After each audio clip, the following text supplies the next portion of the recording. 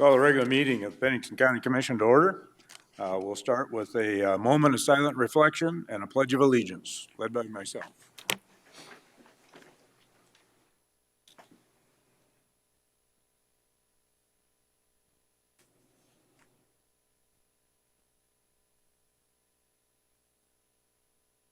Thank you. I pledge allegiance to the flag of the United States of America and to the republic for which it stands, one nation, under God, indivisible, with liberty and justice for all. Need a review and approval of the agenda. Second. Got a motion by Commissioner Hadcock, second by Commissioner Lassiter. All those in favor indicate by saying aye. Aye. Opposed? Motion carried. Consent agenda. Holly Hennies. Good morning, Commissioners. For public notice, the Board of Commissioners uses a consent agenda to act on non-controversial and routine items. The consent agenda is acted upon by one motion and vote of the Board. Items may be removed from the consent agenda and placed on the regular agenda at the request of a board member or a citizen. Today's consent agenda contains the following items: approval of the minutes of the regular meeting of November 2nd, 2021. Number 6 is to authorize the chair's signature to the order of organization and incorporation for the Blake 2 Road District with the following legal description as presented. And finally, number 7 is to recognize and thank the volunteers for the month of October 2001 from Human Resources and the Fire Administration. Are there any members of the public that wish to have any of these items removed from the consent calendar for discussion? Seeing none, is there any members of the commission wishing to have any items removed from the consent calendar? Do I have a motion to approve the consent calendar? Move to approve. Second. I've got a motion by Commissioner Roskinick, second by Commissioner Lassiter to approve. Any further discussion? All those in favor indicate by saying aye. Aye. Opposed? Motion carried. Regular agenda items. First item we have up is the appointment of a county constable for legislative district number 34, Mr. Daniel Fields. Is Mr. Fields in the audience? Come on forward. So just identify yourself and give us a little bit of history on constable. It was your father that's been the... Correct. Yeah. I'm Daniel Fields, retired from the Navy about 2 years ago, and my father previously had the constable. He's going into full retirement mode, so we're kind of trying to just move it along. Okay. Commissioner Adcock. Move to appoint Mr. Daniel Fields for a 2-year term as County Constable in the Legislative District 34. Got a motion, is there a second? Second. And a second by Commissioner Roskinick. Any further discussion? Any discussion by the public? Mr. Chair, Commissioner LaCroix. I just want to take a moment to thank your father for doing it for so many years, and glad it's moving forward. Yes, sir. Thank you. All those in favor of the motion indicate by saying aye. Aye. Opposed? Motion carried. Congratulations, Dan. Thank you. Thank you. Thank you. Thank you, Mr. Fields. Item number 9 is the application to establish a right-of-way. Okay, Holly, I'll let you explain that. Good morning, Commissioners. I received a request from the applicant's attorney yesterday afternoon requesting a continuance. At this point, I would ask the board to make a motion to postpone indefinitely. That way they can continue negotiations as long as they need to and bring it back when they are ready. Mr. Chair, Commissioner Roskinick. that would be my motion. I got a motion. Do I have a second? Second. And a second by Commissioner LaCroix. Any discussion, any public comment relative to this? Any further discussion by the commission? All those in favor indicate by saying aye. Aye. Opposed? Motion carried. Thank you. Next item, number 10, we have, I think, Mr. Jim Gubbles here. Jim, come on forward. I know that we haven't done this on a regular basis, and I would hope that for the future, we may schedule something on a quarterly basis or so to hear from you as to what's happening relative to the forest. Yeah, great. And good morning, Commissioners, and thank you for the time on your agenda this morning. I believe I have about 20 minutes to share with you. Simply, a couple of things this morning is where we've been on the National Forest in terms of our timber, active timber management, and then secondly, what the next 3 years ahead looks like for us. And this morning, there's a lot of, just so folks are aware, there's a lot of attention with our industry partners. Our regional forester, Frank Bem, is up at the Hewlett Mill this morning, meeting with industry representatives at that mill and talking about forest management on the Black Hills. So I just want to start out by saying we do view the timber industry as a valuable partner. Actively managing the Black Hills National Forest has been a real good thing for the resource. A healthy forest is a managed forest, and we look forward to that partnership moving ahead. And so what I want to start out with is not to overwhelm you with a lot of maps and things, but I do have, I think, about 4 maps to go through to kind of paint the picture of where we've been on the National Forest, and then simply to talk about where we're headed in the future. A little bit about my background. I've been on the Black Hills since 2019 as a district ranger at Mystic. And prior to that, I was a timber program manager and contracting officer on the Chippewa National Forest in north central Minnesota. So working with industry, there's a large industry presence in north central Minnesota, and very much a good relationship there working with. Okay. Sorry about that. So anyway, in my background, I am a professional forester and have right at 30 years of working experience in professional forest management. So I'll start out with running through quickly a few maps that will show you just a real good overview of where we've been with active timber management on the forest.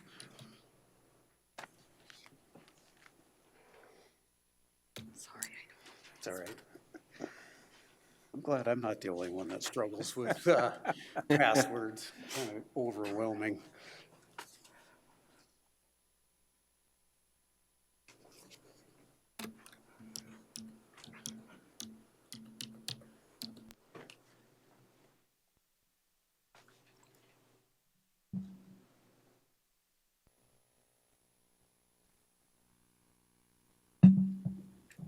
All right. We will, thank you very much. Okay, and I think perhaps you have printouts of these two as we Correct. move through them. So the first map I want to just briefly touch on, there's a series of maps that paint a 10-year picture for you of where we've been on the forest with active timber sales. So the first one, 10-year period, 87 to 97, shows you year by year where all of these sale areas have been across the forest. All these individual names, we try to have some fun with our timber sale names, so you'll see some interesting names there, but the colored polygons just show you the ground that we do cover in a 10-year period. And on average, we treat about 20,000 acres a year on this forest, which, you know, nationwide, the Black Hills is really kind of a model for active forest management. And there's a reason we have a healthy forest, and it's really from this active management that we have that. So going down to the next 10-year period, 98 to 2009, again, you kind of see a slew of timber sales across the forest. Some years you'll see maybe a little heavier concentration in certain districts and compared to others. And lastly, 2010 to 2021, again, a smattering of sales across the national forest. The map that I'm showing here is really kind of interesting because this shows where we've touched the same acres of land. So kind of a cumulative look from 87 to 2020. And you'll see the legend here shows you where we've gone back into the same acreage as many as 6 times, all the way from 1 entry down to 6 entries. And there's not a lot of white left on this map is really kind of the takeaway here. We have treated and retreated and gone back into multiple areas over the last 30 years. You'll see a total of a little over 1 million acres accounted for there.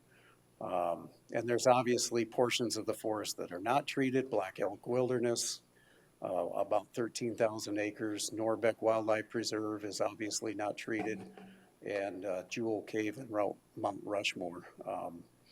So that kind of cumulatively shows you that over the last 30 years, we have really been pretty aggressive with our management, and there's a lot of good reasons for that. Obviously, with mountain pine beetle, we needed to get after the mortality in the forest, and that's a good portion of that. So just to kind of put this into a table format, this is a very interesting table that shows you the last 24 years broken down by saw timber removals, POL, which is products other than logs, so that's the smaller diameter trees in the forest, and then mountain pine beetle mortality over the last 24 years, and then wildfire acres. And you can see there's been a lot of impact here, but I draw your attention especially to the summary of mountain pine beetle acres and fire acres. In this column, these two column sums here total over 440,000 acres between mountain pine beetle and wildfire acres in the last 24 years. So that's, you know, in round terms, that's roughly half the forest. And that's really a cause for concern for us as professional forest managers, that what we used to have out there for what we call growing stock volume of saw timber has been greatly diminished. And it has been diminished through really three things: through harvesting, fire, and mountain pine beetle. And this data really kind of paints that picture and shows you the impacts of those disturbances to the forest. And I mentioned we treat about 20,000 acres. You see acres treated average over the last 24 years, 19,831 acres on average. So going forward, what that means, and you're all well aware that we did have a recent mill closure in Hill City, and that is something we're very concerned about with industry capacity going forward.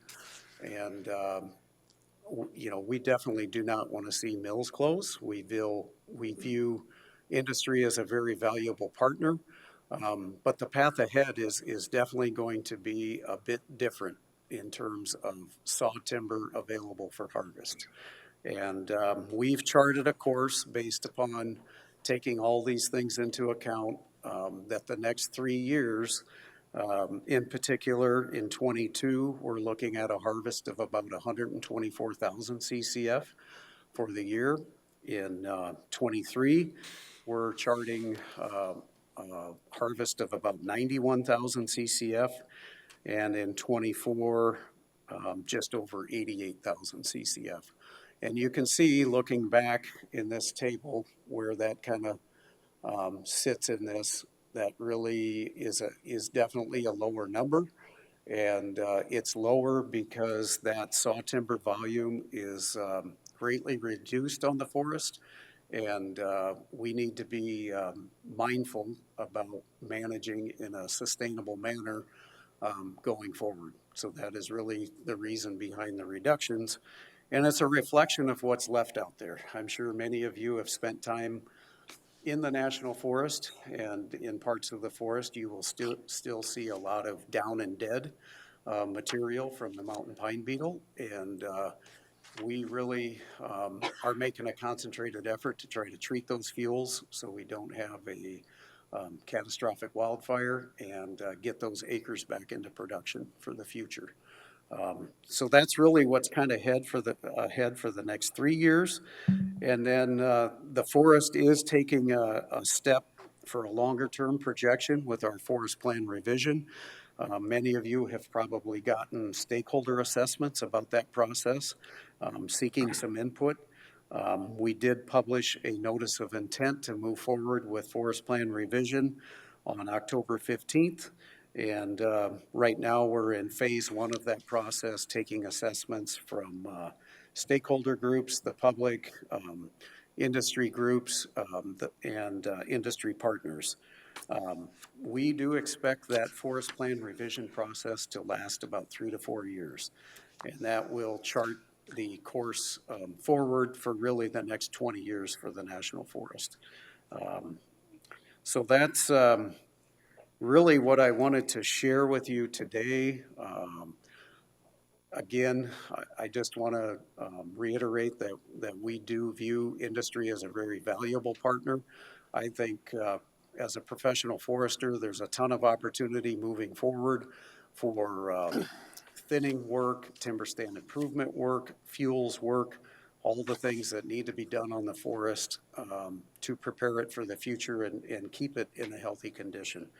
And, lastly, I will say that we do have a professional obligation as well as a legal obligation to manage the forest in a sustainable manner.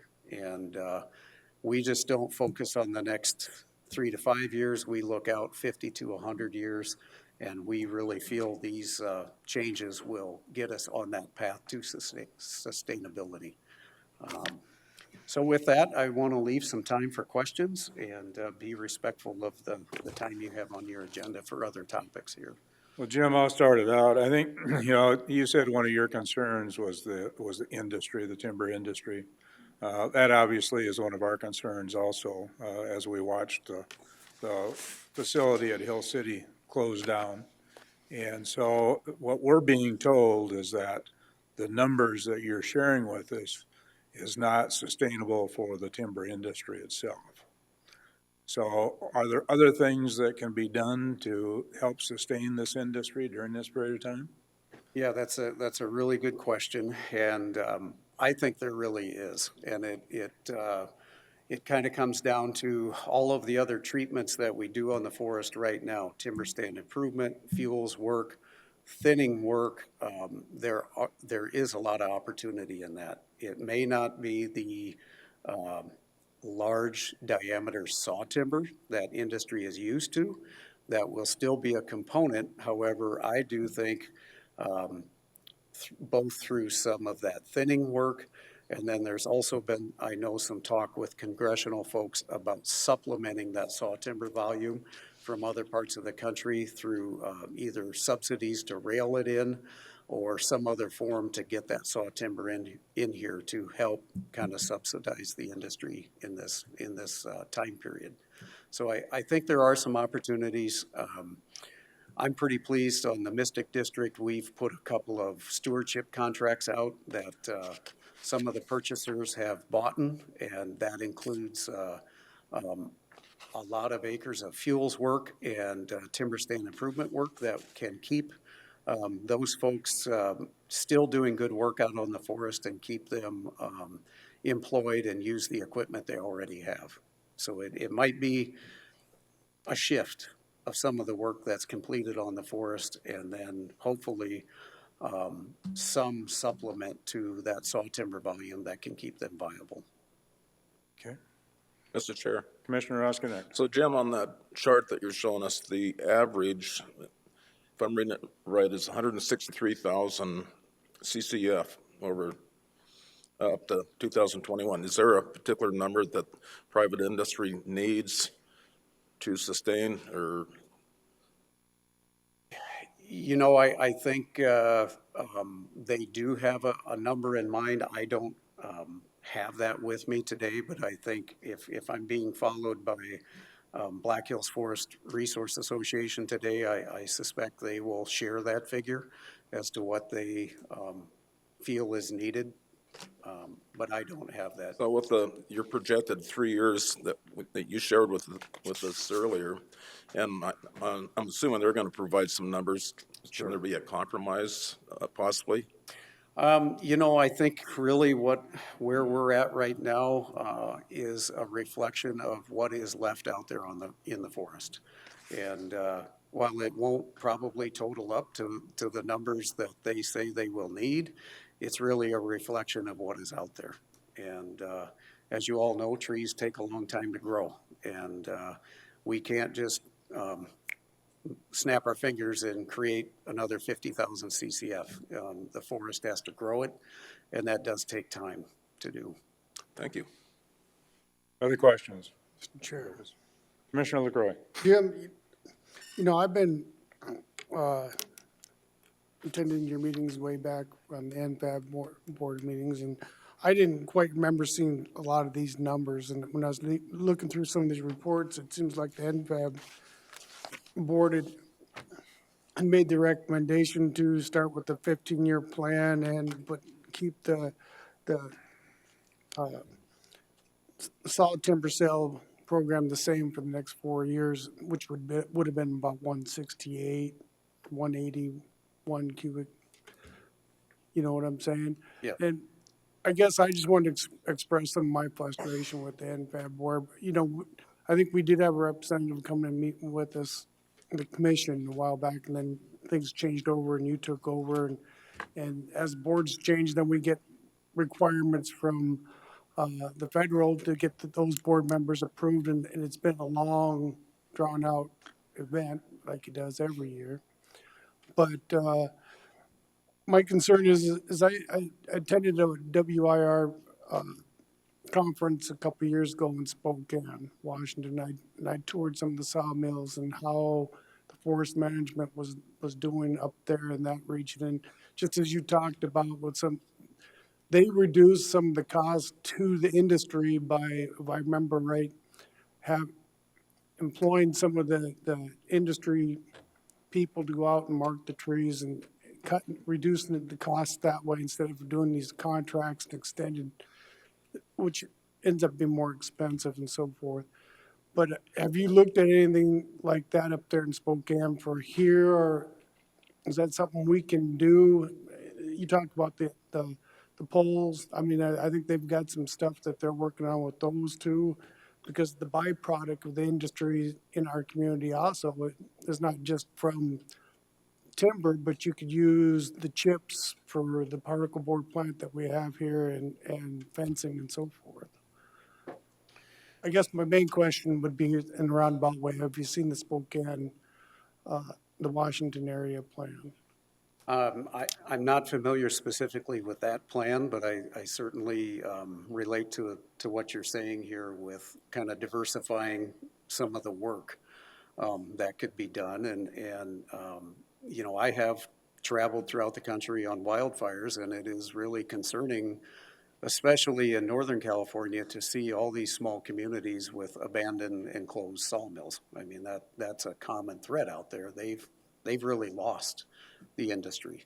And we certainly do not want to see that happen here. There's obviously so many things related to that, from mechanics to fuel to supplies to all those things related to that industry. And really an opportunity going forward is to package a lot of the work that we're already doing in the forest with fuels work, timber stand improvement work, thinning work, to keep that a healthy forest and to grow the saw timber of the future, is that we can bundle that work into stewardship contracts and actually offer it to local loggers and have them do the work. And the funding opportunities, I've just seen some of the initial numbers from the infrastructure bill, and we stand to have a tremendous opportunity to invest in forest management work, all the way from forest roads to trails to all sorts of things on the forest that I think the timing could be really critical to helping out industry remain here. One follow-up. Go ahead. Jim, thanks for those comments. I worked for a company for 27 years that was a direct byproduct from the forest industry, making particle wood and cabinets and so forth. And so when I look at these years that you have up here as far as what was allowed, back in 1997, you're looking, going back all that way at 124. I started with that company in 85, so I remember the lower years of that. And some of the stuff that they had to do is bring in some of those pole logs and chip them themselves just to keep operating. And I fear that that's going to be what's coming to us now, but I want to see ways that we can try to avoid that. Or, we had a presentation from one of your foresters that came to our commission and talked about how the forest manager first started out, and he showed pictures of how bare the Black Hills were before management took effect, and pretty much those were from pine beetles and fires, and it wasn't from the harvesting; it was natural causes. And so I think the way the Black Hills are that we see them today are a product of management. And I think our sawmills and forest industry is vital to that. And we got to find a way to make it work. Agreed, we do. And we are very much looking forward to having those discussions and continuing those discussions with industry. Any other questions of Jim? Mr. Chair. Commissioner Roskinek? Say, Jim, those areas of the Black Hills that were impacted by the mountain pine beetle and the forest fires, would it be safe to assume that those were areas that were dense and needed thinning? When you get too dense, I'm assuming that just invites those type of disasters. Certainly that adds to areas that mountain pine beetle impacted.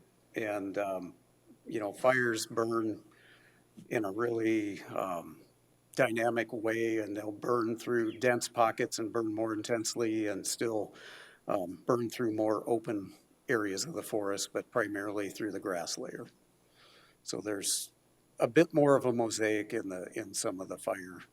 Well, the Black Hills are very unique just because of the geology and the topography, and that really dictates, what is, like you said, those spunkin pines, they're the ones that those timber companies like, but there's areas of the Black Hills you get up there and you can't see 20 feet because it's so thick, but Correct. there's no money per se in that small diameter of pine. Yeah, and that's a bit of a dilemma because it's so important with ponderosa pine to give it the space to grow. And we need to take out some of those smaller diameter trees to give it that space and really grow the saw timber of the future down the road. So we've talked about, the federal property, but I'm assuming we get any idea how much private property is out there? Because I assume private landowners, there's a market there as well. There definitely is, and I know the state of South Dakota works with private landowners to do private forest management plans, and I think there is some opportunity on private ranches and things to kind of supplement this time period to help out with that volume, and as well as perhaps some other ownerships throughout the Black Hills. Well, thank you for the presentation. It's very detailed. Appreciate it, Jim. In the future, I think we might want to, we've got many other subjects to talk to you about too with the OHV trails and as I understand some of the fiber that's being laid throughout the hills, I think by SDN and so forth, that I think they have to go through applications with you, not necessarily with us, but it's good information for us to also know. So I am going to call on Scott Guffey, our Pennington County Natural Resources Director, and also with Micah Corrales with the Black Hills Forest Resource Association. Scott, it's yours. Commissioners? Thank you. Scott Guffey, Pennington County Natural Resource Director. Before I turn it over to Micah, a couple things that I'm working on. I sent an email out last week. The state forester, Greg Johnston, is doing an exercise endorsed by the governor to look at aerial photos of the hills to see where there's some pockets that have been missed that we can get in and access. I think there's a real opportunity going through private lands, accessing the Forest Service, areas that they haven't been able to get to in the past. So I think there's some areas where we can find that will maybe bridge that gap where we hit this lull on the harvest. Second thing I'll be bringing to you guys is to get Pennington County our cooperative agency status with the Forest Service. This will help with the forest plan. This will give us a seat at the table on the forest plan. As Jim mentioned, this will basically craft the future of the forest management for the next 20 years. So I think it's vital that we have key input on this next forest plan revision. So I'll try to bring that soon to you in the next couple meetings. Turn over to Michael. Thank you. Welcome, Micah. Morning. Thank you guys for having me. I'm Micah Corrales. I'm a resource forester at Spearfish Forest Products, and I'm the SFI coordinator for Nyman Enterprises as a whole. Ben Woodkey, the director of the Black Hills Forest Resources Association, couldn't make it here today. He's at that meeting in Hewlett with the regional foresters. The association is bringing an administrative challenge to the report published earlier this year, and that challenge is coming under the Data Quality Act. This challenge is administrative in nature and not judicial. We are challenging the scientific integrity, the data analysis, assumptions, and conclusions that were presented in that GTR. We firmly believe that this report is deeply flawed. It misrepresents actual conditions of saw timber resources today in the Black Hills National Forest. The report provides flawed information to its decision makers. There are numerous errors grounded in faulty data, analysis, and assumptions within that report. The report excludes available timber resources, such as commercially viable spruce volume, and has an arbitrary exclusion of available timbered resources within the Black Hills National Forest. The report also uses a mortality rate that mirrors the mortality rate of 2011, a decade ago. That mortality rate in 2011 was based on the impacts of the Jasper Fire, multiple other wildland fires prior to that, and that was the height of the mountain pine beetle epidemic. That was a decade ago. I want you to note the epidemic was declared over 5 years ago in 2016. There has not been a large fire on the Black Hills National Forest in nearly a decade, and more than 15 years since a large fire burned any significant part of the suited base on the Black Hills National Forest. What this challenge does is it asks the Forest Service to take a second look at the methods and scientific integrity of their report they are using to make these timber harvest reductions and that were just presented to you by the Forest Service. With these reductions, we are expecting at least one more sawmill closure of the remaining two within the first quarter of this fiscal year. The potential closure would likely have a negative impact on Dakota Panel here in Rapid City. Rushmore Forest Products in Hill City, which we all know closed earlier this year, supplied Dakota Panel with 40% of its product needed to make its final product. And a closure of another mill could potentially be devastating to that company here in Rapid City. The future, should the proposed forest plan that was just presented to you not change, could include other forest product company closures in the Black Hills as well. With that said, we, the association, would appreciate the support of Pennington County as a sign-on to this administrative challenge. You would be joining both states of Wyoming and South Dakota and multiple other counties within the Black Hills as signing on to this challenge and multiple other user groups. With that said, I'll take any questions you have. Questions for Micah? First of all, Micah, appreciate you coming and providing the information. I think that we probably all have a copy of the Challenge. Yep. And I've read through it. It's got some very interesting information in it. And I agree with the challenge, with the Data Quality Act challenge. So further comments, questions? Chair. Commissioner LaCroix. Thank you for your report and all the information that you provided. I totally agree with with Mr. Drews and you and yourself on challenging the information. I think moving forward, I think we need the accurate information. And quite frankly, I think we get that type of information. That's how we're gonna do it, is following through with this. I believe, I'm glad Jim's here because he can communicate this to his bosses. You know, it's been frustrating being part of the NFAB board for the last 4 years. It just seems like the information hasn't been flowing. You know, when I was reading through your report and read through the minutes, I can remember saying that we needed to do a 15-year plan for the forest system, redo that. And I remember also trying to keep the sales the same. But as far as that final plan coming out, somewhere's in the line with COVID, and I know that the forest board's been reduced down and actually shut down because of all this. But I think we need to get the information in and sit down and talk about it, because I know you guys have been working on, meeting on this for years. Yes, years. So, I'm in support of that. I don't know if someone's gonna make a motion or. We need a motion Mr. to Chair. support the challenge. We do. That'd be my motion. I have a motion from Commissioner Hadcock to support the challenge. Is there a second? And a second, Commissioner And then Jim. McCroy? Okay. Come on up, Jim. I'll let you speak on. Just a couple of points here to add clarification. What I presented today is nothing from the general technical report that Micah references, GTR. Not from that report.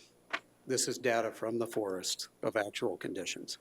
And then secondly, I would offer, I'll leave these with the commissioners if they're interested. We have very detailed responses to the concerns raised already, and I think it would really help you to understand the complexity of the challenge and also present to you another side to the figures presented. When you boil this down, it becomes a math problem, and it all depends on which variables you choose to use for mortality and growth. So I'll leave you a couple of reports that were written, one by our forest silviculturist and one by the FIA group.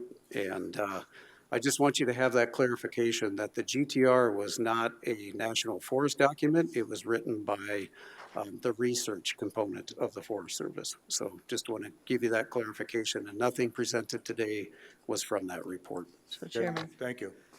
Commissioner Hadcock? bottom line, it's a Data Quality Act challenge to the U.S. Forest Service. Basically, if their information is correct, or it was from GTR or anybody else, at least there's someone challenging that if it's not correct, whether it be you or GTR. So that's what we're saying, to try to protect our industries that we have around Pennington County, sir, so.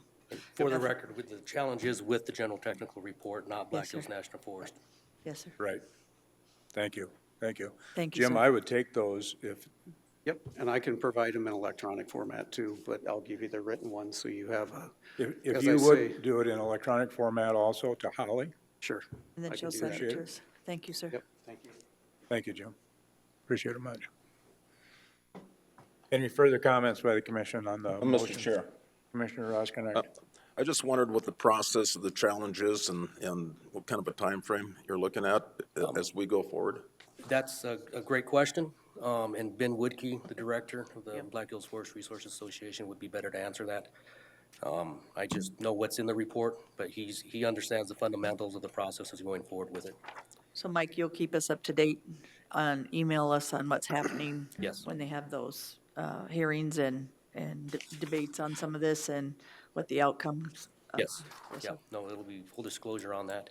Thank you. And to answer a previous question, the industry, the forest products infrastructure, as far as volumes for allowable sale quantity, would be what the NFAB recommended, and that was 181,000 CCF, which is from the plan. That would keep the infrastructure going forward. With what was presented this morning, that would be dire to the infrastructure within the Black Hills. What you see now, as far as inventory within the Black Hills, it is slightly higher than what was here in 1984. when there was a major cut in the ASQ. Directly after that cut, the forest inventory went to its record high in '99, which just coincides with the mountain pine beetle epidemic that lasted throughout the 2000s. So you're almost looking at history repeating itself. The levels projected with the numbers that they presented this morning will be at that level or near that level of 1999 by the end of this decade. And there won't be an industry infrastructure around to stop it next time with those numbers continuing forward. That's how dire this is. Thank you. I have a question.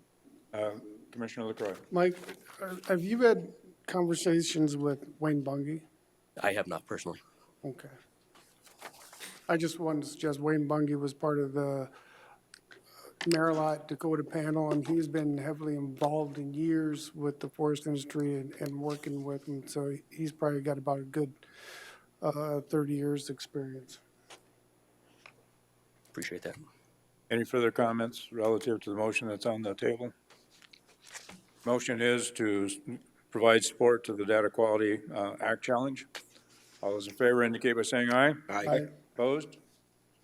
Motion carried. Thank you. Thank you, Michael. Thank you. Appreciate it. Jim, thank you for coming. Thank you, Jim.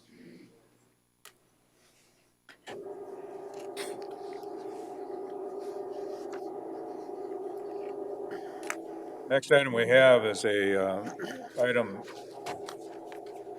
12. I have a lien release request. Is Betsy Harris?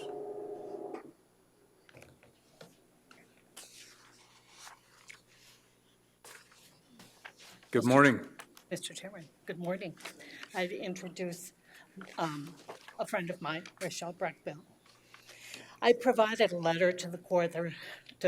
You can tell where I appear most times, to the commission, and then supplemented that letter when Ms. Martin advised me there was an additional lien of $431.73 that I had missed in requesting a lien report.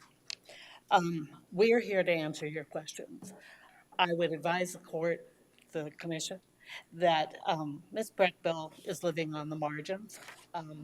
She, at the present time, is receiving less than 40 hours of work, although she tries to work all the time. Because of the disabilities that she has, the physical injuries that she has, and the cognitive disabilities that she has, her work has been as a housekeeper in hotels. Recently, she's worked as a laundress in a hotel.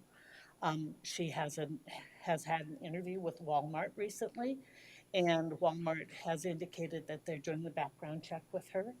I anticipate that this job may be something like a greeter at the front of Walmart, and we're hopeful that that will happen.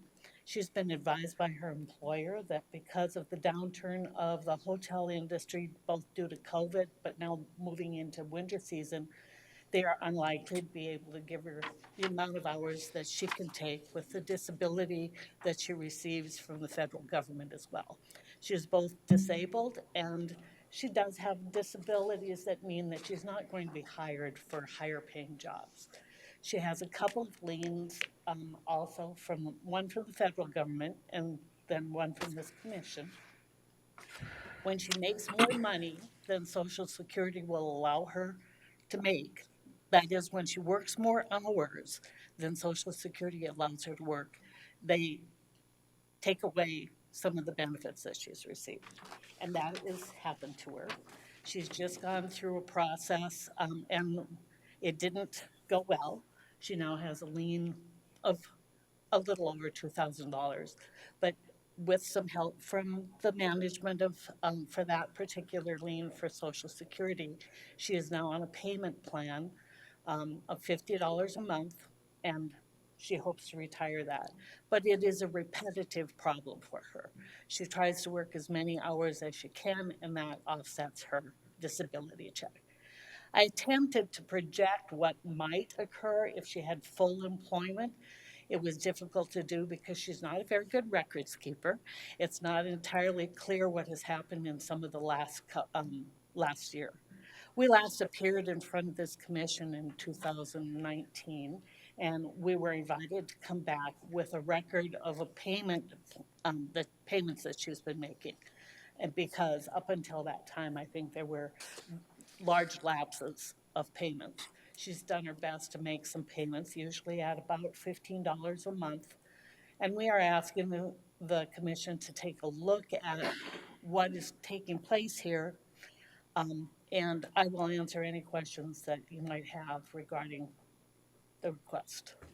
Questions? Mr. Chair. Commissioner LaCroy. Betsy, first of all, I thank you for the letter. I mean, I read through that, and I think the work that you're doing, you're not getting paid for this. No, I'm not. And so there does show some records. I remember when she came back that she did make some $15 payments, and that was one of the things required. But the amount, some of the other information that you shared with us, and it's all public record, but I'm not going to air it out. But I'm personally impressed that she's able to still not be homeless and still she's got a place to live. And I'm impressed that you're coming here and making an attempt to try and keep things flowing to where she can at least find a job, and that you're still doing your work with behavioral management and following up with the counseling and that type of stuff. So I think that speaks volumes, because normally I wouldn't approve, be in favor of waiving these, but I think the circumstances that you presented and your belief in your client or friend by now, I think it warrants it myself. Thank you, sir. Further comments? Chairman, Commissioner Hadcock. so I work with a lot of people with disabilities with lower incomes, Miss Betsy, and they're able to pay us $20 a month, whether it's every 2 weeks or when they get paid, with lower incomes than this. So as much as I think that, under your circumstances, ma'am, there's issues, I still think the $15 a month is pretty lenient for things that we, a lot of times in my business, help with.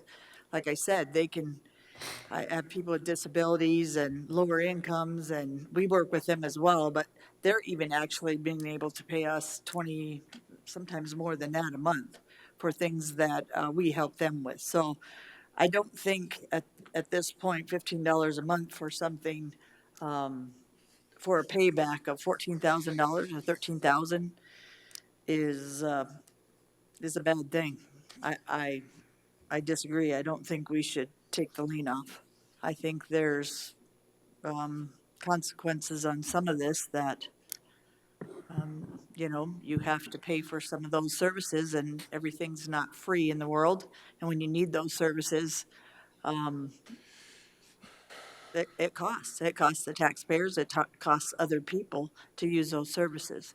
And again, at $15 a month, that's $7.50 every 2 weeks. So I don't think that's asking too much. Mr. Chair, Commissioner Roskinek. just a point of interest, if I take the amount that you're requesting to have us release, and I take that times 1.5% interest, the interest on that would be $17 a month at 1.5%. So I kind of agree with Deb, that we're just asking for the interest, less than 1.5%, which is, well below market. So I agree that $15 a month should be sustainable. Mr. Chairman, Commissioner Laster. I'm going to have to say I agree with the previous two commissioners. I work with a nonprofit and I work with low-income individuals. We work to help them understand their responsibilities. There's a lot of programs out there that can help in a lot of different areas, and we're right there hand in hand with them as we walk them through. So, there's always consequences to actions, but outside of that, long-term, once you succeed in overcoming those issues, then I see whenever those clients that we work with directly have a sense of success in their life. And so, my personal life, we've had a lot of debt before, and we had to go down to low payments because we could barely afford to feed ourselves, but we worked through it. And I think you can too, especially if you have this drive to do the work that you're asking to do and whatnot. I think you can work through it. there a motion?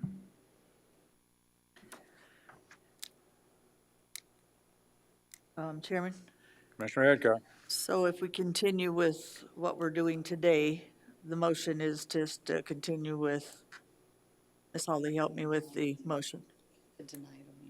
what you're doing is simply denying the Lien release? release of the lien request. Okay, that'd be my motion. It's okay. I have a motion by Commissioner Hadcock. Is there a second? Second.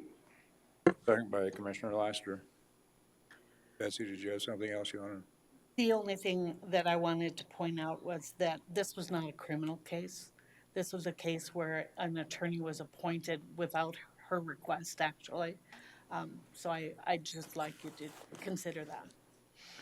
Okay. Further discussion. One final, Mr. Chair. Commissioner LaCroix. One final comment is that as I read through this, and quite frankly, when we have mental illnesses and so forth, I think it's more difficult in our community to deal with. And I think that's one of the reasons why I would support and be waiving it, is because I think she has made an attempt. I've looked at the numbers, and it's a long, hard road. It'll never get cleared.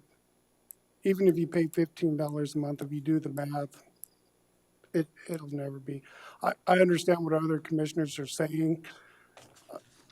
I've been in trouble and had to get my stuff caught up too, and had to work 2 jobs, but I was able to do that. I don't think she has that ability to be able to do that with being on disability and so forth. You can only make so much and do so much. So I just wanted to clarify that. So Chairman. Okay. Commissioner Hadcock. As much as I like to help people and I like to see if we can move them forward, there's a point too that there's consequence to some of it. It doesn't matter who we are, that we have to work through that. And we don't want to overburden somebody that needs help, but we also want to show them there's a way to get through things. Even if you don't get a hit on $15 a month, it shows that you're making payments, that you want to make a difference. And there's people out there that can help you with your budgets, whether you have mental disabilities or not. So Betsy, you said, there was one thing I caught. You said she had a appointed attorney. Is that the 431.73 that was added on that she didn't need, or what No. were you talking about? Most of the lien is attorney's fees from an abuse and neglect case that took place in 2018 to 2019. And my portion of that was as her appellate lawyer. We went to the Supreme Court on an appeal on an issue that had to do with her disability and it not being recognized by the Department of Social Services. We were defeated on that appeal. Appeals are extremely expensive. The year of her participation in the abuse and neglect case was concluded with the parents' rights being terminated. The child is now in foster care and available for adoption. We are at the end of the road in terms of her attorney's fees. So most of what I was looking at, she had a lien, I believe, for some rent, lien on utilities. I'm sorry, I'm forgetting the others, but they were minimal. Most of the $14,234.09 is court-appointed attorney's fees in that abuse and neglect case. She does not have a criminal history. Okay. Thank you. Further comments? Mr. Chair, Commissioner Roskinick. I just want you to know that I sympathize with the situation. I mean, your report was very detailed, and once again, I sympathize, but I still think I think we're doing the best that we can under the circumstances at the $15 a month, so. I wish everybody luck in the future. Commissioner LaCroix. Just for clarification, the 431.73 is the husband's, right? It is a joint debt, but it's joint in several. So he is in prison. You're not going to see money from him. So this, I would anticipate that most of the $14,000 is in her name only because it reflects the attorney's fees that she had in that case. that I was speaking of, he probably has a lien that's similar to that as well. But the $431.73 was a joint and several lien. I'm only asking that her portion of that lien Of the be 470, reduced, yeah. I can't, it would be 200 and whatever, but since it's joint and several, I asked for the entire amount. no, because that would be a separate motion, but Right. I want to Yep. clarify. Okay, okay. So I have a motion and a second relative to the lien request on the $13,802.86. Any further discussion? Not all those in favor of the motion indicate by saying aye. Aye. Opposed? Aye. We got a 4-1 vote, Commissioner LaCroy voting against. Now the next item that we have is the lien of $431.73. And what I understand, Ms. Harris, what you're asking is that half of that lien be removed, is that? I'm asking for the entire amount because it Oh. is joint and several. It would mean that she would still owe 200. In other words, she would, because it's joint and several, as it has been ordered, she would be responsible for the entire amount. Okay, okay. Chairman, Commissioner Adcock. tell me one more time what the 431.73 is, Betsy? That is a lien that Joan Martin found that I believe is associated with some attorney's fees on a minor matter that began as part of the abuse and neglect case. Probably a charge to both parents, may have been a criminal charge that was dismissed. It's not clear to me. Perhaps somebody can tell me. I wasn't able to tell you. I did see 2017, a rent, in the documentation that I received from Joan, I believe it shows just rent and utilities maybe. That might not have been included because I don't remember going back as far as 2017. There's $300 that were part of a collection for rent, $64 for utilities, and I'm not sure where the remainder of that came unless it was interest. Here's the deal, Miss Betsy, if she had kept up the $15, you know, and, you know, kept that moving forward since we had told her, I think my decision would be different because she's, you know, she tried and then decided not to do it anymore after, what, January or whatever? No, she's been paying and in fact has I think it was noted there was an additional payment this month. Okay. I had the paper, okay. So she did it through January, once, April, right, January, March, April, once, March. So she 1, 2, 3, 4, 5 payments this year. Out of 11, she did. 2020, she did some. Yeah, She came in this month. quite a bit.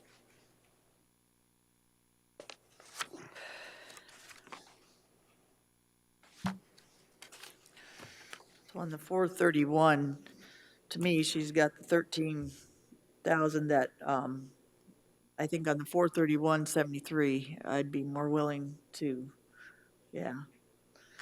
Just because it's more court appointing attorneys, she's making a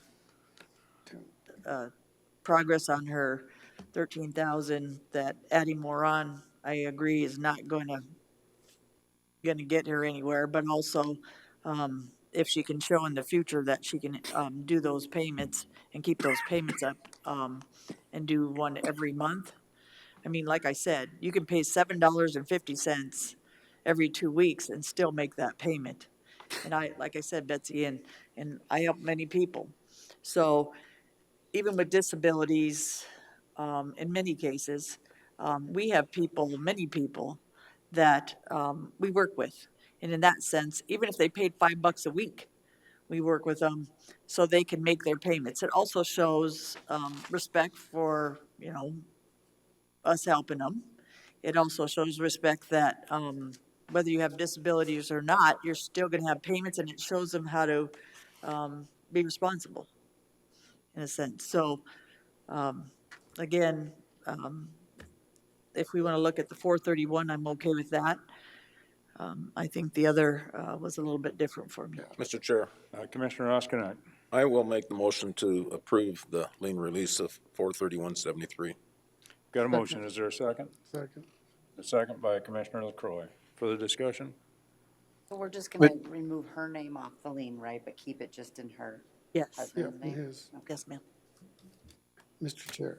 Commissioner LaCroy. And the reason why I say, if you look on your back page, Commissioners, she's made a total of $327 payments, which covers that. So I think you guys are, that's a good motion. All those in favor of the motion indicate by saying aye. Aye. Aye. Opposed? Motion carried. Thank you. Thank you. Thank you for hearing us, and we may be back. Thank you. Thank you. Thank you, Miss Thank you. Betsy. Thank you for what you do, Miss Betsy.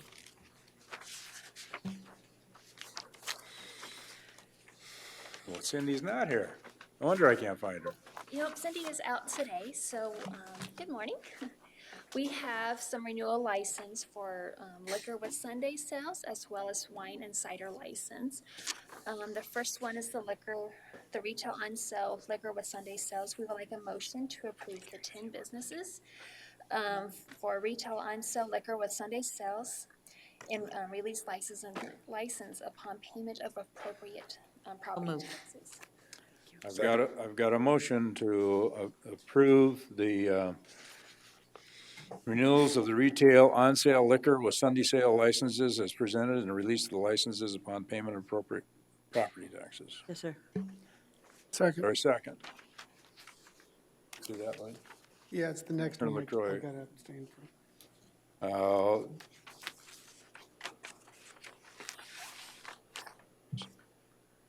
Or maybe somebody else just said. So on motion one, though, you don't need to. No, I don't. Okay.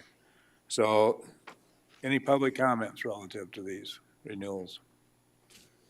Any comment by the commission? All those in favor of the motion indicate by saying aye. Aye. Opposed? Motion carried. Okay, and then the second one is we need a motion to approve the renewals of the retail on-off sale wine and cider license. There's 13 businesses and release the license upon payment of appropriate property taxes. So moved. I've got a motion and a second by Commissioner Lassiter. This one, Commissioner LaCroy is asked to abstain from voting on the MG oil. Yep. Further discussion? Any public comment? All those in favor indicate by saying aye. Aye. Opposed? Motion carried. Thank you. Thank you. Thank you.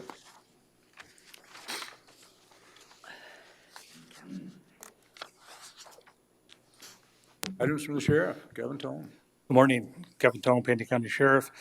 Submitted a memo to you prior to the meeting outlining what we're asking for today. There's two motions. One is to declare 7 vehicles surplus, and then second motion is to authorize purchase of 8 vehicles as part of our annual fleet rotation of our patrol vehicles and a few investigator vehicles. Is something we do every year, but certainly will stand for any questions you may have.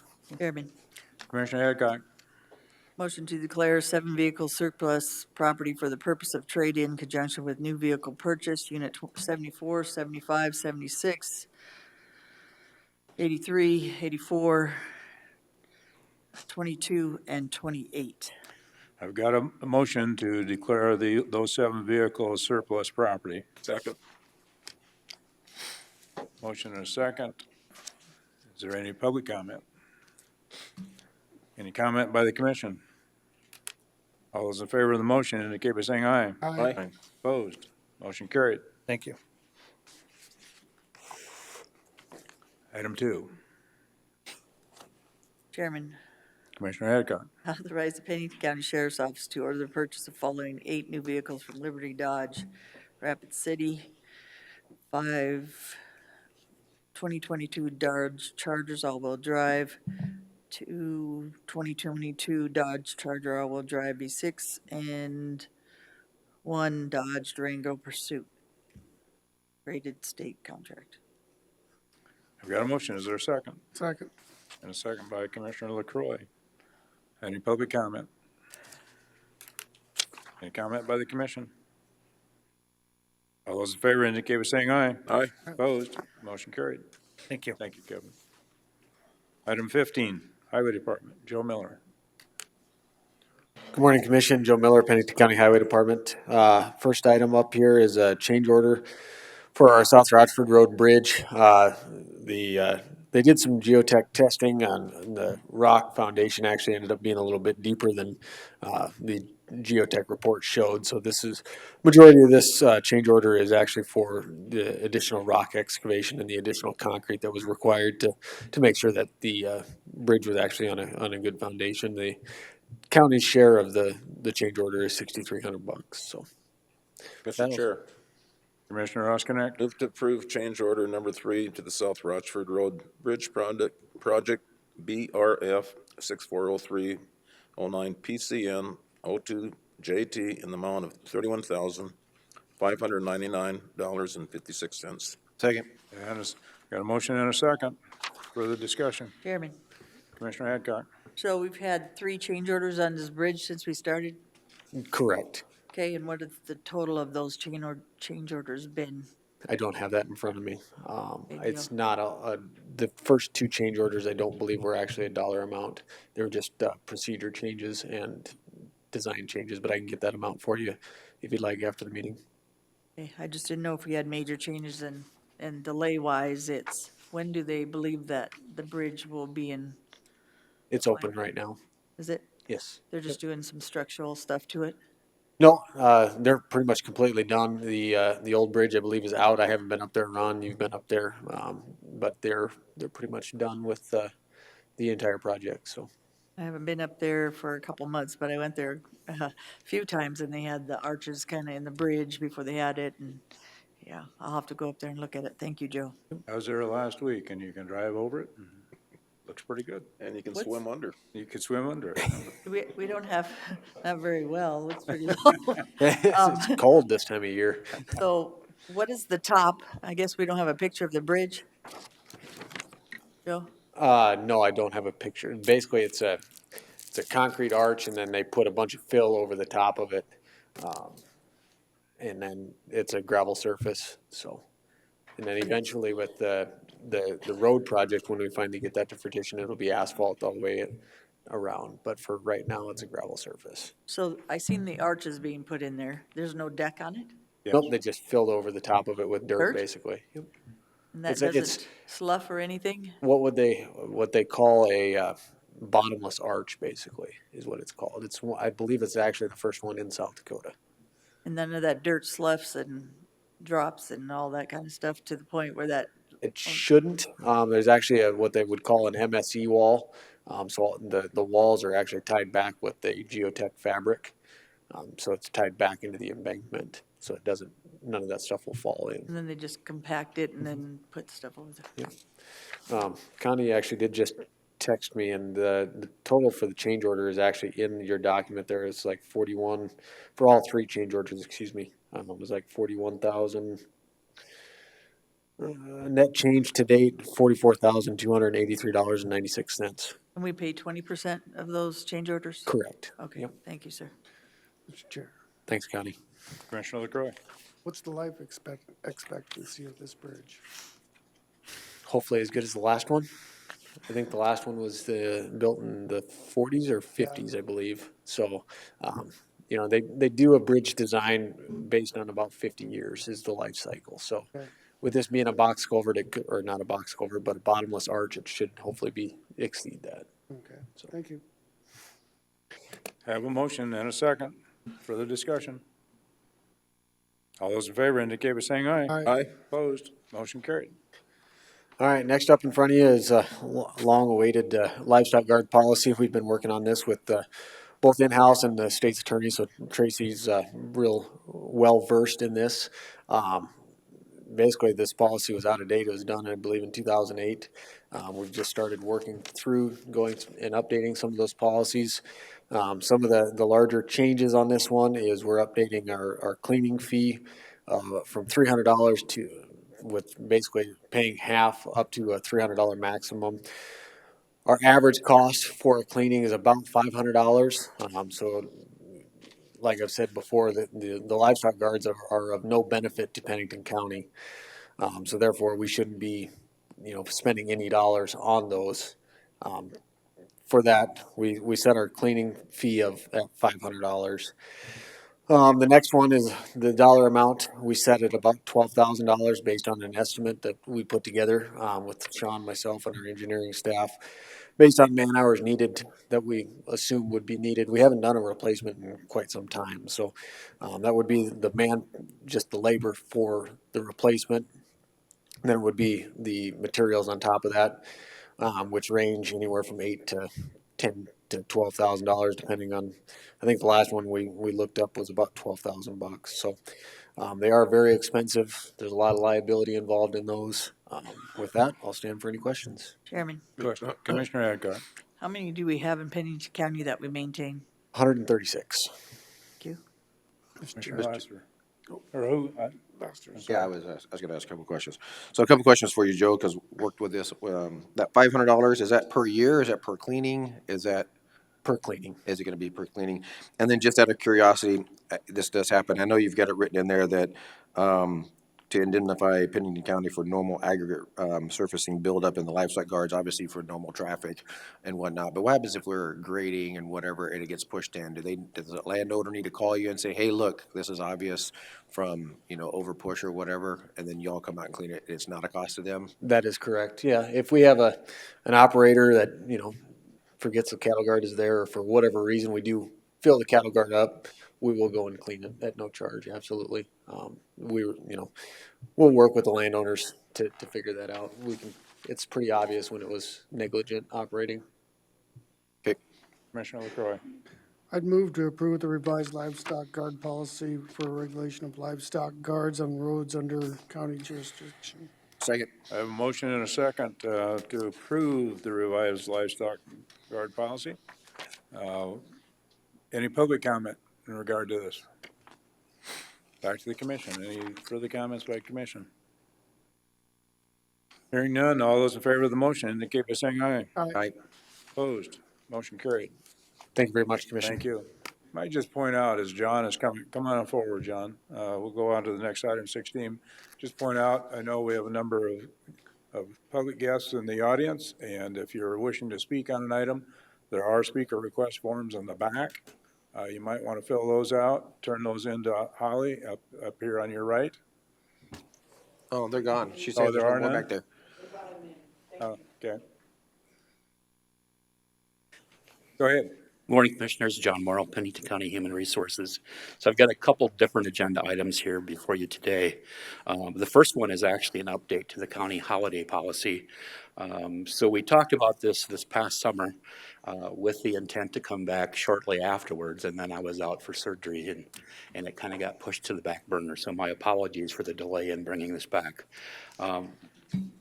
As was announced publicly, the state of South Dakota now recognizes Juneteenth as a formal holiday in the state.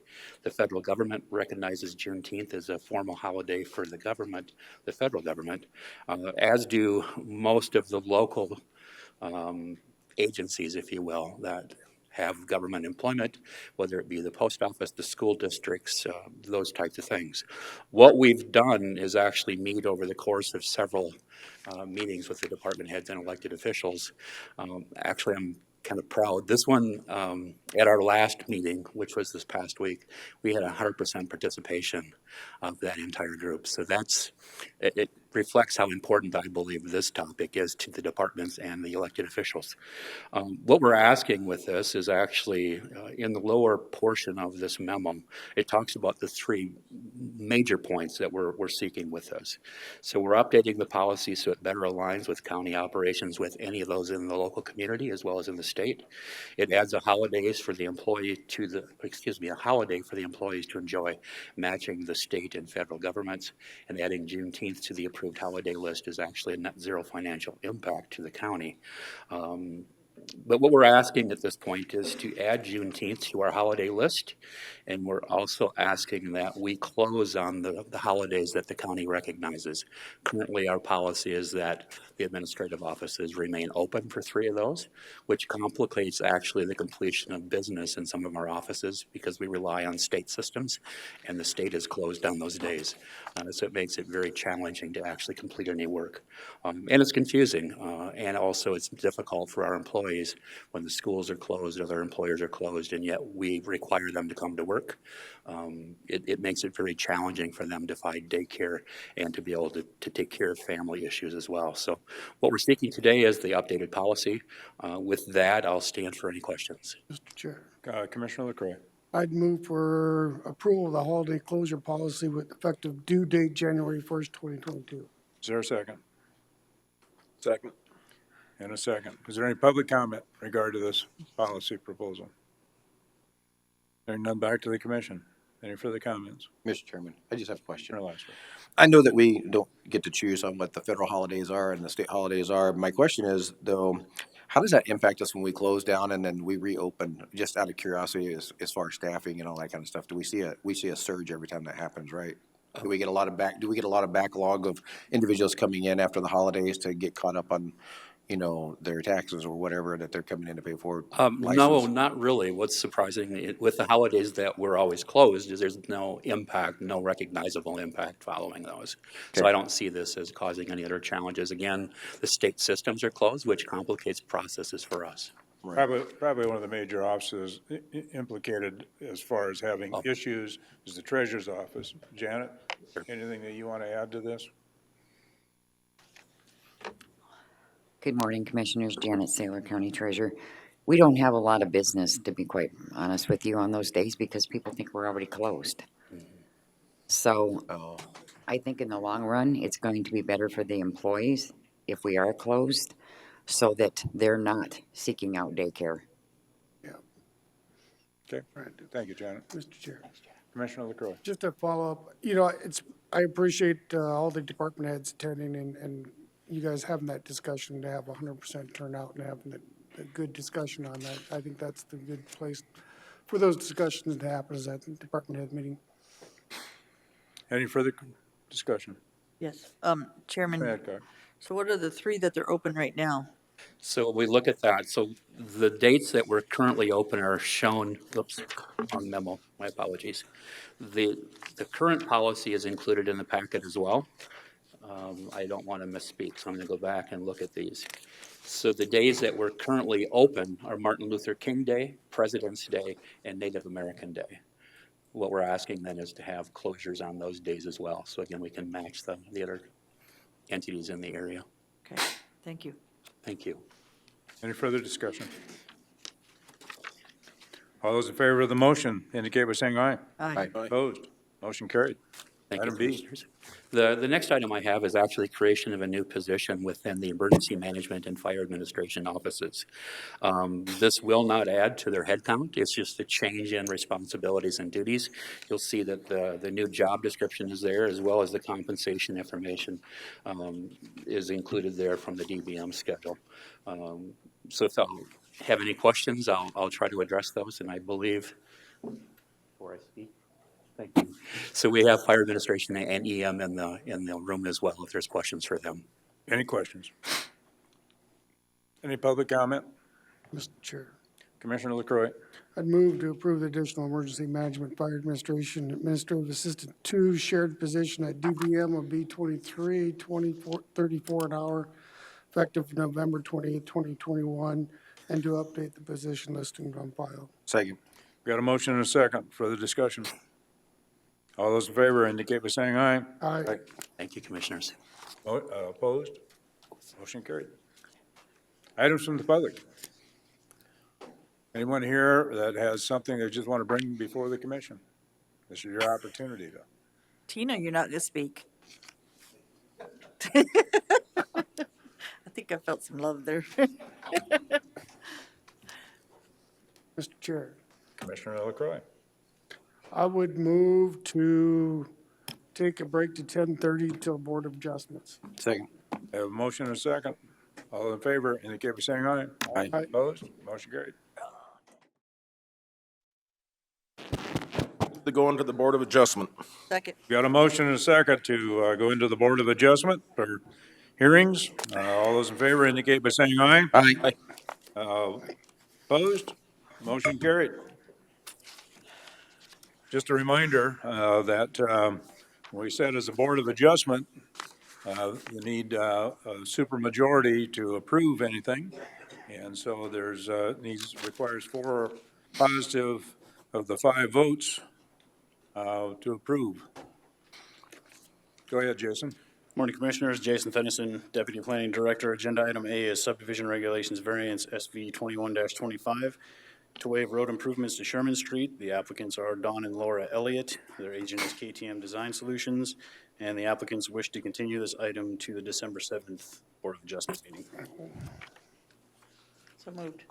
Second. I've got a motion and a second to approve on, Continue. I'm sorry, to continue to when? It's the next Board of Adjustment meeting. I believe it's December 7th. December 7th? Mr. Chair, Commissioner Ross Connect. what's the reasoning for wanting to continue it? The applicants want a little more time to speak with their contractor. Okay, fair enough. So I have several people listed here that would like to speak on this. And so I think I will grant them the authority to come up and speak in regard to this since they're here.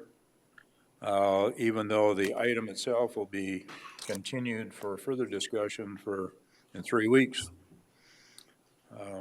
Any objection from the commission on that? No. So I have Bob, is it Druckery? Bob, would you like to come forward, please? And what we've done, since we have a number of speakers, is we're going to set a time limit of 3 minutes each. So Bob, just identify yourself and you. Okay, my name is Bob Druckery. I have a property at 9210 St. Joe in Silver City. And I received a certified letter about this variance request. The grade on the road, the southernmost reach of Sherman Street in the area of the variance request is very steep. I went up and measured it, and the grade is as high as 13 degrees. It's currently gravelled, but doesn't have a good crown on it to shed water to the drainage ditches which adjoin it to the east and west. And I and the neighbors that I have spoken with are in favor of granting the variance request for the drainage or for the need for paving and curb and gutter if the county takes action to grade and otherwise improve the drainage up there so we don't have erosion of the road. And Jason did a good job of taking photographs, and I took some videos myself. If you'd like to see them, I can make them available to you. One other point that I would add is that the Elliots are building a 3-car garage on their property, and it's going to have an apron in front of it and a driveway up to it. And that's a considerable area. And as an engineer, I would suggest that they do their grading on their property set so that the majority of the rain runoff does not even enter Sherman Street, but that exits their property directly by other means. And that would prevent exacerbating this erosion problem on Sherman Street. And the erosion has become severe enough that at times it blocked a drainage culvert next to the fire station with gravel this summer, and they had water in one of the fire engine bays at the Silver City Fire Department station. So that's the consensus of myself and my neighbors. Okay, thank We you. understand that paving is expensive, but only as a last course if nothing else works. Sure. Any questions the commission has of Mr. Druckery? No, Chairman, just one Commissioner Hadcock? thing. In order to get an approach permit, they have to improve that drainage in order to get that approach, sir. So that's something that might be food for thought for you, seeing that they will probably they're gonna want to approach from it, so they're probably gonna want to improve that drainage. Thank you, sir. Thank you. Thank you. Ev Hoyt. Good morning. Good morning. I'm the property owner immediately to the north of the Elliott property, and I support the variance. It's a tough hill there, as Bob just said, and in the wintertime, frankly, it's hard to even walk up that street. And likewise, this would be the first instance of curb and gutter and paving in Silver City, and frankly, I think it would ruin our image as a pioneer town. So we want to support it, but we also support Bob's concern about addressing the drainage up there. So, thank you. Super. Any questions, Everett? I think we're all on the same page. Yeah. Okay, thank you. Thank you, Everett. Joyce DeGroot.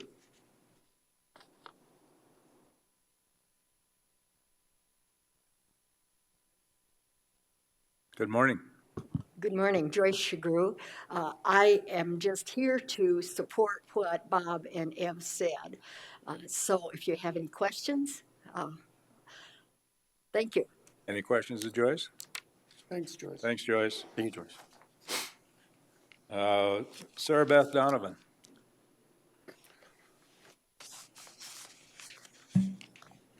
Morning, Commissioners. Sarah Beth Donovan from Rapid City and Silver City. I'm not here to deal with the variance. I'm here to ask about the dumpster situation. Let's hold up. I'm sorry, Sarah Beth. I didn't realize that. Okay. Let's hold on that. Okay, I'll be back then with that. Okay. Were you here when we had the public comment? September 7th, yes. No. About 10:20 today? Oh, I got here right after you Oh, okay, okay. left, and so I'm sorry. I thought this was the public comment. No, this is not. Okay. Do you like me to address you next week or 2 weeks? Actually, we don't have a meeting in 2 weeks. It's 3 weeks now. Your next because of meeting, the way okay. Yeah. Okay. I'd appreciate it if you would. I can do that. Yeah. Thank you, Chairman. Okay. So anybody else that wanted to speak in regard to this that I don't have a speaker request form for? Now I've got a motion to continue this to December 7th. Further discussion by the commission? All those in favor indicate by saying aye. Aye. Opposed? Motion carried. Item B.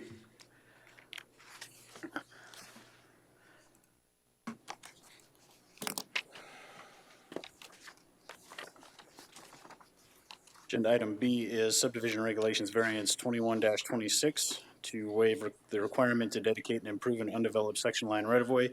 The applicant is Jeffrey Jameson. His agent is KTM Design Solutions. Property location is 24480 Oak Meadows Court.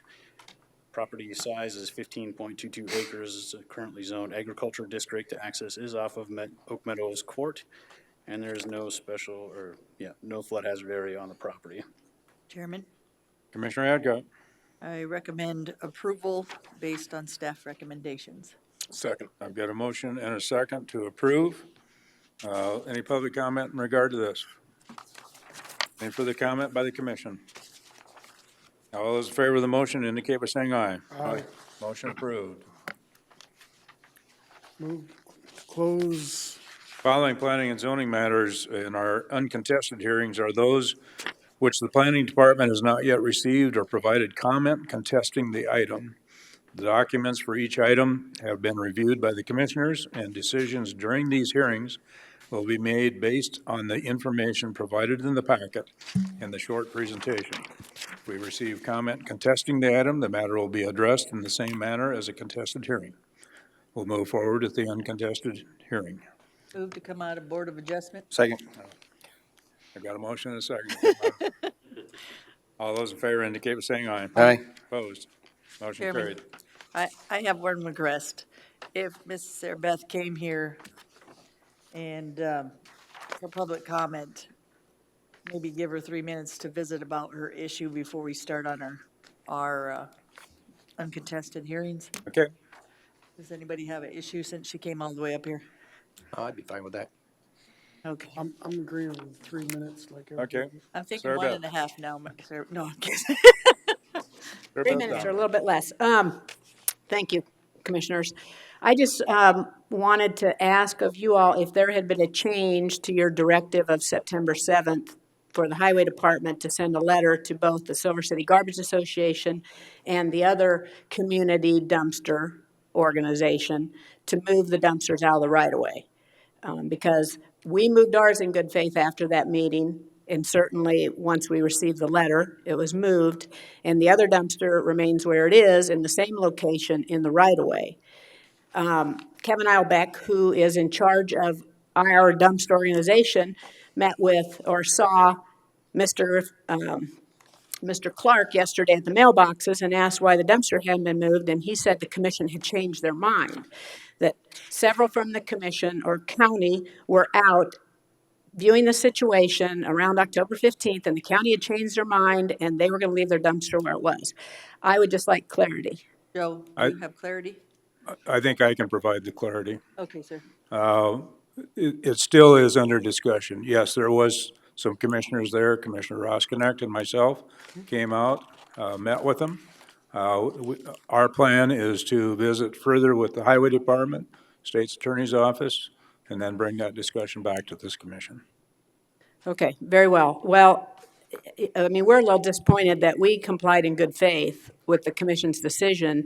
They refused to, and I so now don't know if that's correct, that they refused to. I would say that they have not done that. We also saw where you had placed yours, and we appreciate that. It looks like a good location for it.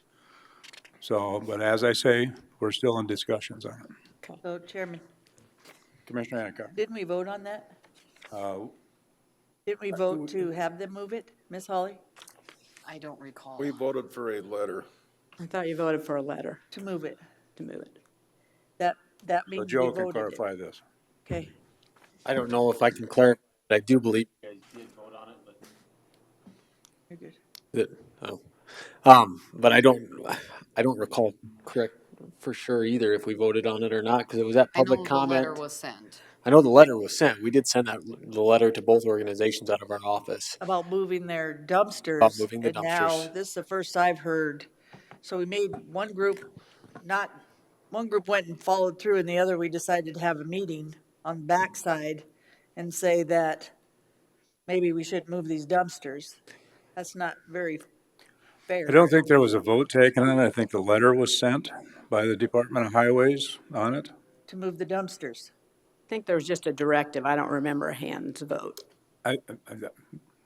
But, Trying to look it up. but regardless, I mean, Bob Druckery's here, and the dumpster's now right across from his house. He could complain as well, so, even though it's on private property. So we just would like to present some evidence too, and some pictures and so on, and visit with the commissioners. If Phil Schleif and John Gomez and Jake Kammer and, whoever is visiting with you all, we would like our day in court too.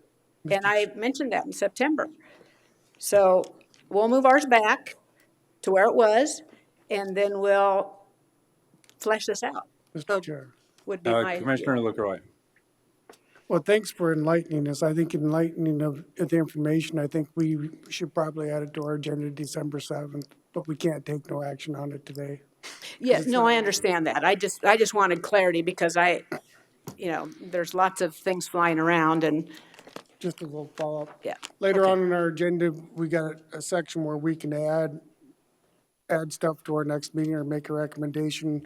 I think we'll make the recommendation to add it to our agenda December 7th at that point, at the end of our agenda.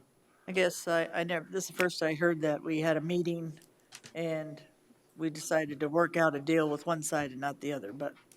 Well, we're happy to have it on the agenda. Thank you for your time. Thank you. More information, please. Wow. Floor is yours, Jason. Agenda item C is minor plat 21-69 to combine lots 15, 16, 17, and 18 in order to create lot 15R of Oak Meadows Estate Subdivision. The applicant is Jeffrey Jamison. His agent is KTM Design Solutions, and staff recommends approval. The Planning Commission did recommend approval at their last meeting as well. Move to approve. Got a motion and a second. Further discussion? Any public comment in regard to this? All those in favor of the motion indicate by saying aye. Aye. Opposed? Motion carried. Item D. Kodak Environmental Planner. Item D is minor plat MPL 21-70. It's to create Lot 1 of Eckert subdivision. The applicant and landowners Roger and Kathy Eckert. The agent is KTM Design. Janelle's in the audience if there are any questions.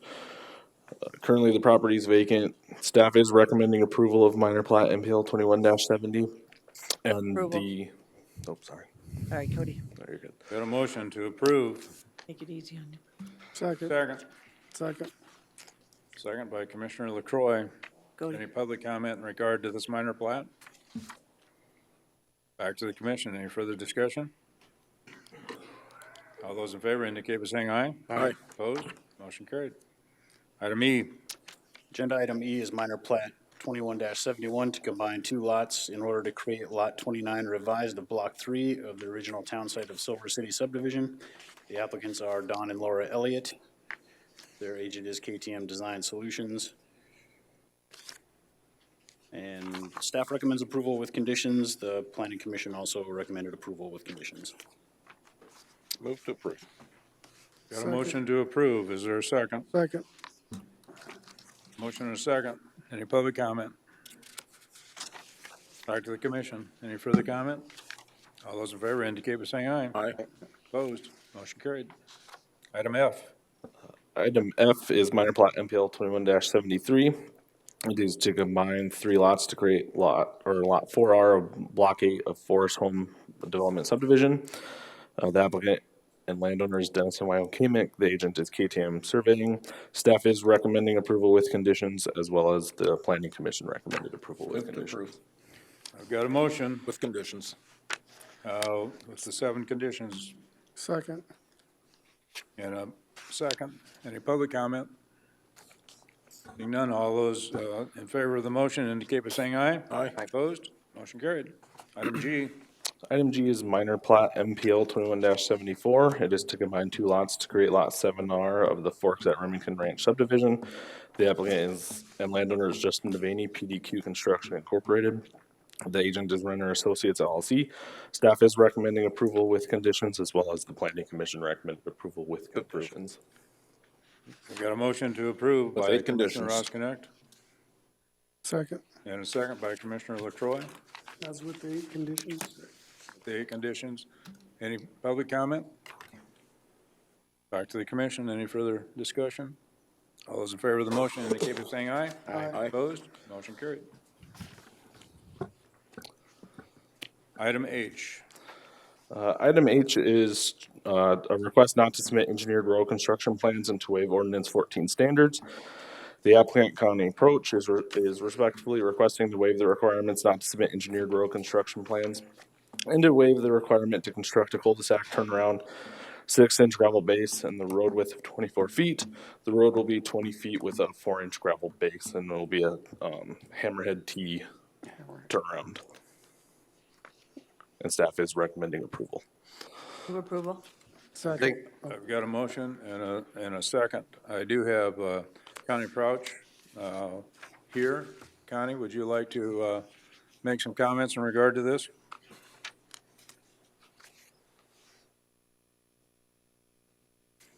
I'm Connie Crouch, co-owner of the property with my husband Detlef. I've lived in Pennington County, a taxpayer of over 50 years. I'm a retired teacher living at the present location over 37 years. I'm 76 years old. My sister is 16 years younger and is willing to relocate here to help me. To do that, I'm being required to do an impossible and hurtful task to build a county road. No neighbors want this road. Neighbors are adversely affected without the road variance. We stayed with these neighbors in Bamberg, Germany in 1976 when Rick was stationed there. We've shared steaks and campfires. They're good people, good friends, good neighbors.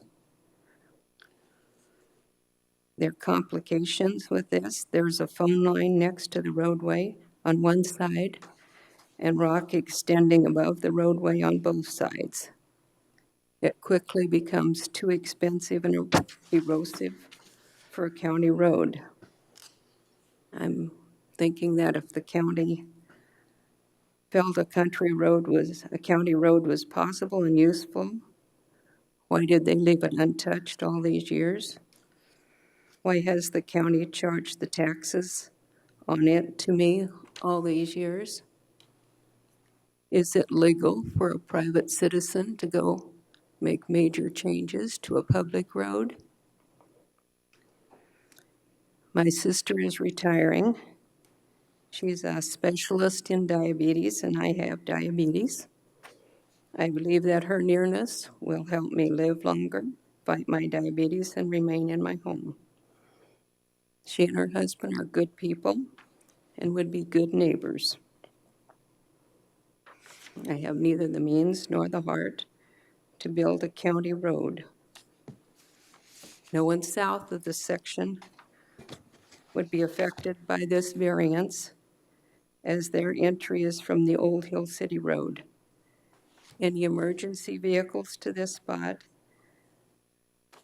would enter the driveway of Rick and Bev Schaefer to the right, or Stephen Lori Muir to the left. I'm asking the commissioners to review my application and grant the road variance that I'm requesting. Mr. Chair. Commissioner LaCroy. So ma'am, you're okay with the request not to build to standard, so you, what the request is, what's been, motion on the floor is to approve the variance, so you do a hammerhead, not the circle, 4-inch, and are you okay with that part? From your talk, you wouldn't approve There's doing really any work. no reason for it, because the only two people that go up there would be the people who would turn into the right or the people who would turn into the left. But to prove that hammerhead one is what they're calling it, is more or less for when emergency vehicles need to turn around when they come up to that road. That's why they require that. So I just wanted to make sure you're okay with what was on our agenda, because from where you talked, you didn't want to do anything to the road, but the motion on the floor was to approve the variance. Request for the variance. Yeah, the request for the variance. So the motion was to move to approve the request for the variance to ordinance 14 standards, to not submit engineered road construction plans, and to waive the requirement to construct a cul-de-sac turnaround, 6-inch gravel base, and a road width of 24 feet, and further approve the road construction at 20 feet wide with a 4-inch gravel base. Does that mean it's for you? What's that? Doing the right thing by what you said to us. Yeah.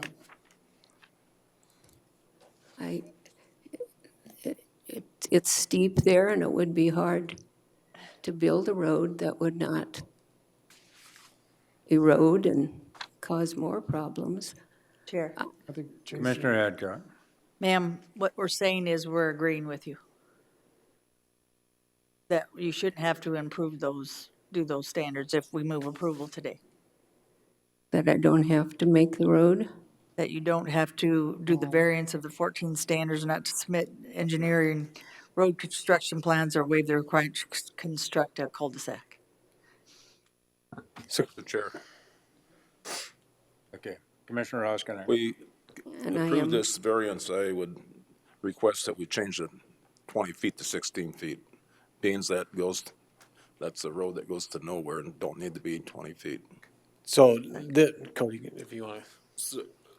So this request stems from the September 21st meeting, when the applicant requested to a subdivision regulation variance to not dedicate or improve the section line. The board voted and approved that that they didn't have to do that as long as they built the turnaround to subdivision regulation standards. The 20 feet wide is subdivision regulation standards, so if they don't build it to the 20 feet, they would have to come back in front of the board with a variance to that 20 feet for that subreg.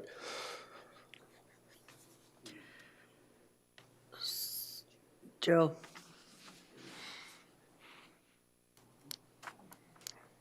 So can we change our mind without going back? What she is, I believe what Connie is actually asking for is to not do what you guys have already voted on at that September 21st meeting of building that Palmer Gulch Road to 16-foot wide with the 2-foot ditches with 4 inches of gravel, I believe is what she's asking for. Is that correct, Connie?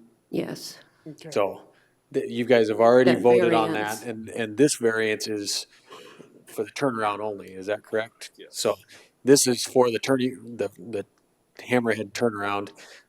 County Highway does feel that we need to have that 20-foot for fire engines for that, to be able to turn around there. Okay, so, sorry, Chairman. Go ahead. So, Cody, you're telling us we have to, Joe says we don't need it.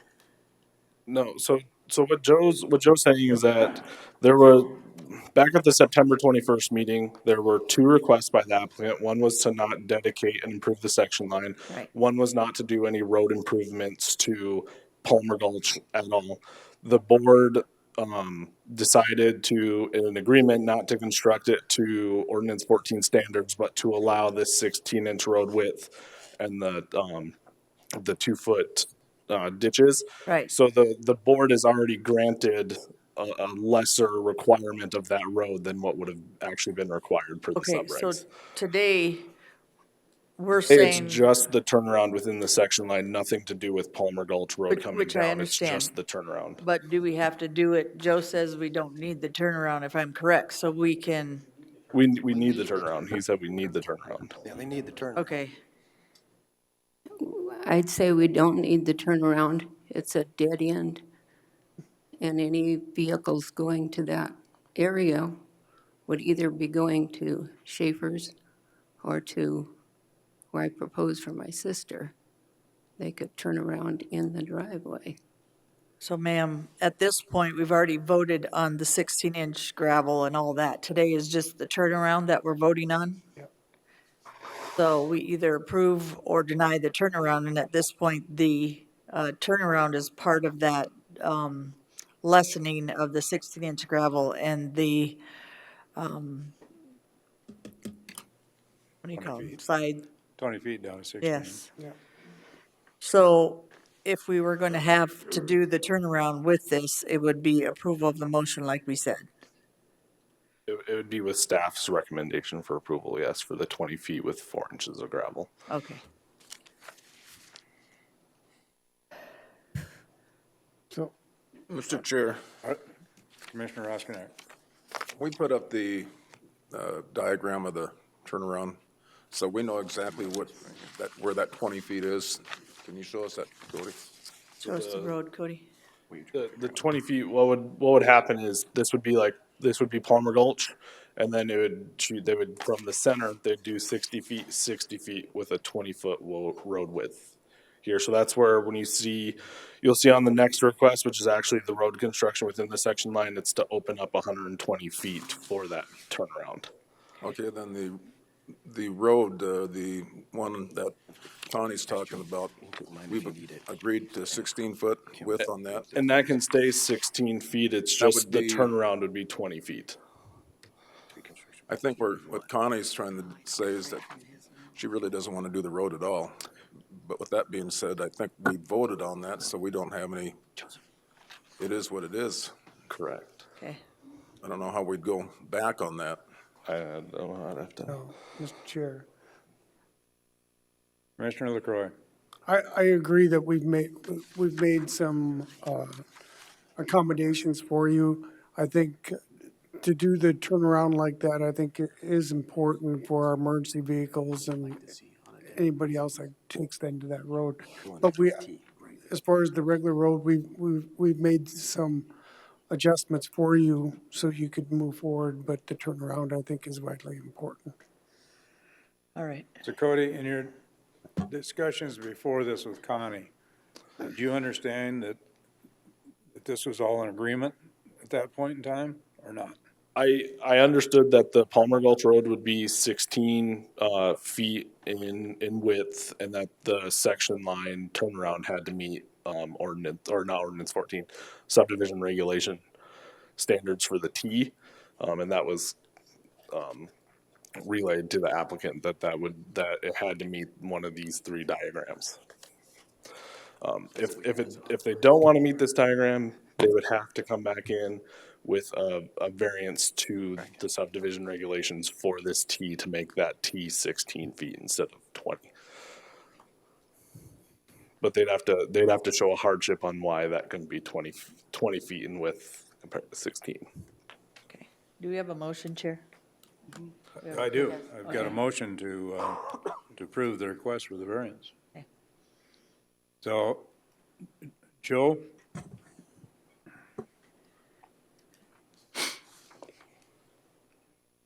Yeah, you can. Which one do you want? You want this one or you want that one?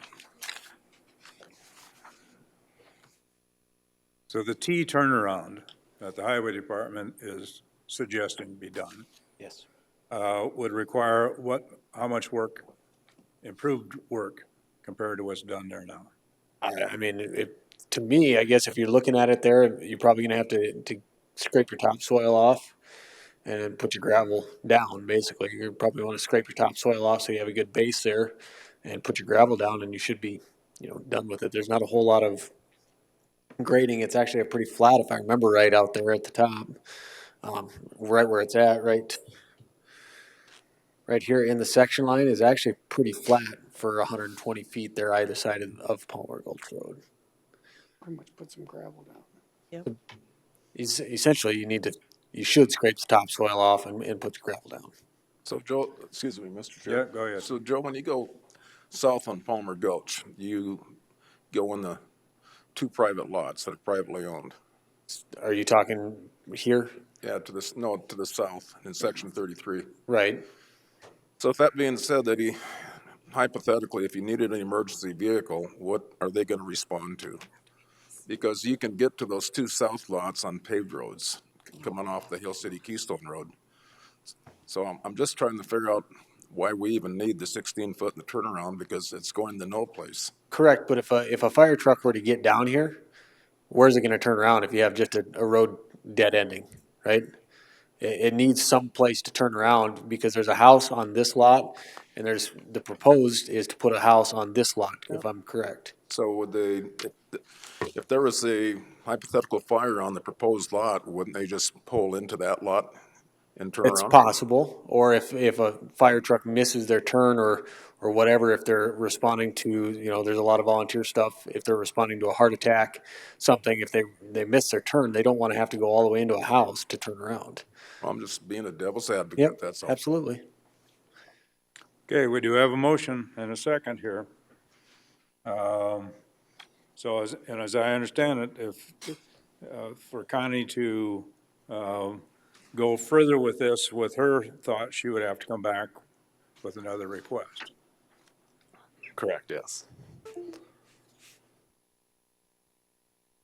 Any further comments? Come on, we can go. All those in favor of the motion indicate by saying aye. Aye. Opposed? Motion carried. So we approved your variance, Connie. That was the request. We approved the request that was before us today. Okay. Okay, if you want to take that further and try to eliminate some of that, you're going to have to work with planning again. It'll have to come back before this commission again. Okay? Right. Okay, thank you. Thank you. Mr. Chair? Commissioner Oskinek. So Connie, if you want to meet with Cody in the future, let me know. I'll make time to come down and we'll try to work together, because I think you're a little confused, and I'll help. We'll work together to get that straightened out. Just let me know when you guys want to meet, Cody. Absolutely. Okay, the next item also involves county item I. Okay, so Cody Sack, environmental planner. Item I is road construction within a section line right-of-way, CS 21-10. It is to construct a turnaround within a section line right-of-way between sections 28 and 33 to provide access to a property located at, in section 28, the applicant and landowner is Connie Prouch, sorry. The location of the property is 23984 Palmer Gulch Road. This was routed around for interdepartment review. The county highway said that a turnaround needs to be constructed per table 1 of Pennington County subdivision regulation variance. That was just approved on the last agenda item. The proposed road will be 20 feet wide, 120 feet long, with 4 inches of gravel and a hammerhead style turnaround. Staff is recommending approval of construction within section 9 right away, CS 21-10 with conditions. Move Mr. Chair, approval. Commissioner Roskinek. I'll second Deb's motion. Got a motion by Commissioner Adcock, second by Commissioner Roskinek. Further discussion? All those in favor indicate by saying aye. Aye. Opposed? Motion carried. Thank you. Thank you, Connie. Item J.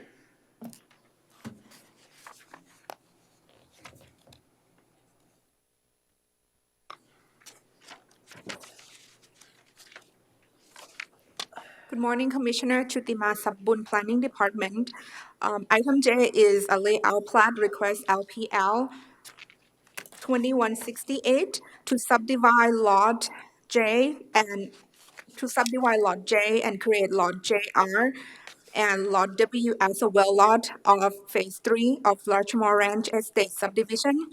The request was routed for an interdepartmental review and there is no issue.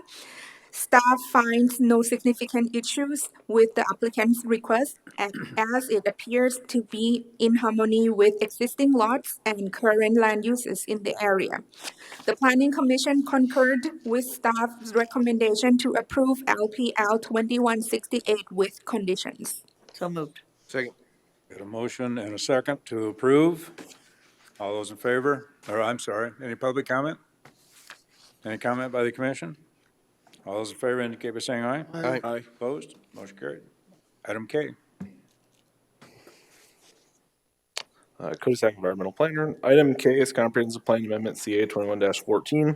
It is to amend the comprehensive plan to change the future land use from rural residential district to low-density residential district. The applicant and landowner is Dennis and Wyoming Kamick. The agent is KTM Design Solutions. Staff is recommending approval of Comprehensive Plan Amendment CA 21-14 as well as the Planning Commission. So moved. Second. I've got a motion by Commissioner LaCroix, second by Commissioner Laster. Any public comment? Any discussion by the commission? All those in favor indicate by saying aye. Aye. Opposed? Motion carried. Item L. Item L is rezone RZ 21-29. It is to rezone 2.25 acres from rural residential district to low-density residential district. The applicant and landowner is Dennis and Wyoming Kamick. The agent is KTM Design Solutions. Staff is recommending approval of rezone RZ 21-29 as well as recommendation from the Planning Commission for approval. Mr. Chair, Commissioner Roskinek. move to approve rezone RZ 21-29. Is there a second? Second. Got a motion and a second. Any public comment? Any discussion by the commission? All those in favor of the motion indicate by saying aye. Aye. Opposed? Motion carried. Item M. Good morning, Commissioners. Brittany Molitor, Planning Director. Item M is Layout Plan LPL 2172 to subdivide and create lots tracts 4A and 4B of a Schrocker subdivision. The applicants are Michael and Jocelyn Sullivan. The property is zoned rural residential district. The subdivision of the property will meet the minimum requirements for that zoning district. The access is off of South Rockerville Road via an easement. This was brought around for interdepartmental review. There was one item of concern. The Highway Department would like to have approach permits for the new lot off of Neck Yoke Road and for the existing easement off of South Rockerville Road. This does meet all of the requirements and is in harmony with surrounding land uses and current zoning. Staff is recommending approval and Planning Commission concurred with staff's recommendation. Mr. Chair. Commissioner LaCroix. Move to approve with conditions. Second. We've got a motion and a second to approve with the conditions. Any public comment? All those in favor indicate by saying aye. Aye. Opposed? Motion carried. Item N. Item M is Tax Increment Finance District Number 6. A tax increment finance district has been submitted by Pink Cabin LLC for the purpose of developing infrastructure improvements along Anderson Road between East Highway 44 and Longview Road to support the Apple Valley Affordable Housing Development. A portion of this TIF will go towards updating roads, sanitary sewer, and water main. Specifically, the improvements include 1 mile of reconstruction of Anderson Road, new sanitary sewer main with connection to existing sewer manhole, new driveways for future residential roads, new water main, future sidewalks, reconstruction of a 1/4 mile of Longview Road, and a satellite sheriff station. This was recommended for approval by the Planning Commission with one condition. The Planning Commission requested that the applicant renegotiate the interest rate and provide the updated information to the Planning Commission and Board of Commissioners prior to the item being heard by the Board of Commissioners. There is a memo in the packet that was provided by Mr. Tobin Morris addressing the request by the Planning Commission. And the applicants are in the audience for any questions. Okay, I would call on Toby Morris. Toby, would you like to come up and explain this TIF? Thanks, Mr. Chair, members of the commission. Toby Morris with Colliers. I know I've been before you before on TIFs from other projects, more on a commercial. And this one, I think, is a little bit different in the terms of it's a partnership where the developer, Pink Cabin, Jim and Andy Skull, have looked to form a partnership with the county to help, I think, one of the most pressing needs that we're seeing with all the confines on affordable housing. Affordable housing being defined by South Dakota Housing are homes that are restricted to a sale price of $300,000 or less. And so what you'll see in the TIF plan is, one, I've already pre-validated this with Department of Revenue, so I've taken the plan before them to show that. But I think one of the things to really point out here is when I talk about a partnership, it's been a discussion that maybe Andy, I might call on him and to discuss the communication, the partnership with the county that's happened over the past couple months to help alleviate future road issues, to take on constructing further roads, and in addition, working with the sheriff's department, knowing that there's still going to be growth going out there, but possibly how we incorporate that TIF into a substation of which the developers will construct, put together, and then essentially turn back over to the county. There's a portion of the road that went above and beyond to make certain that it not only takes care of this development, but I think future development in that area to alleviate any kind of the road congestion. And before I go further with the plan, those are two of the main items. I think maybe I'll have Andy discuss the road, and then I can address some of the details in particular, like the interest rates and so forth on that. But I think this is a great project to help highlight essentially 250 homes over the next 5 years is what the projections show that will be classified within that affordable housing classification. And maybe if it's right, Mr. Chair, I'll turn it to Andy. Andy, just identify yourself. Yeah, Andrew Skull, 2665 Cavern Road, managing member of Pink Cabin LLC. Thank you for having us here today. One thing that Brittany mentioned was a 1/4 mile of improvement along Longview, where it's actually, I think it's been updated in the plan now. We're actually updating Longview to about this node, and as well back to the west, I believe, to Remington over this way. So ultimately, it's been a long process to get to where we're at today. Ultimately, as Toby had mentioned, providing new sewer service along Anderson Road and Longview, ultimately opening up additional service for 1,800 acres, and not only for this development, but future developments, as well as providing sewer service and water service to current residents that don't have the availability to do that. Sheriff Tome had heard about this potential development and also the need for a satellite office in this general area for a quicker response time to serve that eastern part of Rapid City and Pennington County. And so we're also answering the call of duty there and trying to help the sheriff department create that satellite office. So been a good process working with the county, working with the road district, working with highway department, as well as Rapid Valley sanitary sewer and water district. So I'm available for any questions you may have, and I know Toby is here to answer the detailed questions specifically around the TIF. Mr. Chair. Commissioner LaCroix. Andrew, Yes, when sir. you're talking improvements to the road, what kind of improvements are you talking? How width-wise, Yeah, curb, so gutter, what? Anderson Road's improved to three lanes wide. I believe that the city and the county have been working together on what that road profile looks like. I want to make sure that's changed a lot, but I think it's a 12-foot drive lane. I'm going both directions, a 10-foot turn lane, and a 4-foot shoulder. The 4-foot shoulder allows for what we see is in these kind of urban interfaces is a lot of collisions with pedestrians and or with bicyclists. And so the city of Rapid City was actually very concerned and wanted to make sure that we had that 4-foot shoulder. So I believe in that road section is 4-foot shoulder, 12-foot drive lane, 10-foot turn lane, 12-foot, 4-foot once again. And I believe that's both on Longview and Anderson Road. And Longview is a little longer section than what's specifically shown here. Okay. And then I believe a 21-inch sewer truck main coming all the way down, going to 18 inches, all the way back here to somewhere in the Remington, and then also all new water service. So it's pretty aggressive, and it also opens up a lot of good service for a lot of the existing customers and new driveways out there in that district. Okay, other questions, Andy, right now? Mr. Chair. Commissioner Oskinek. Andy's, that a 66-foot corridor, Anderson Road? Kelsey, 66, is that correct? Yes. Okay.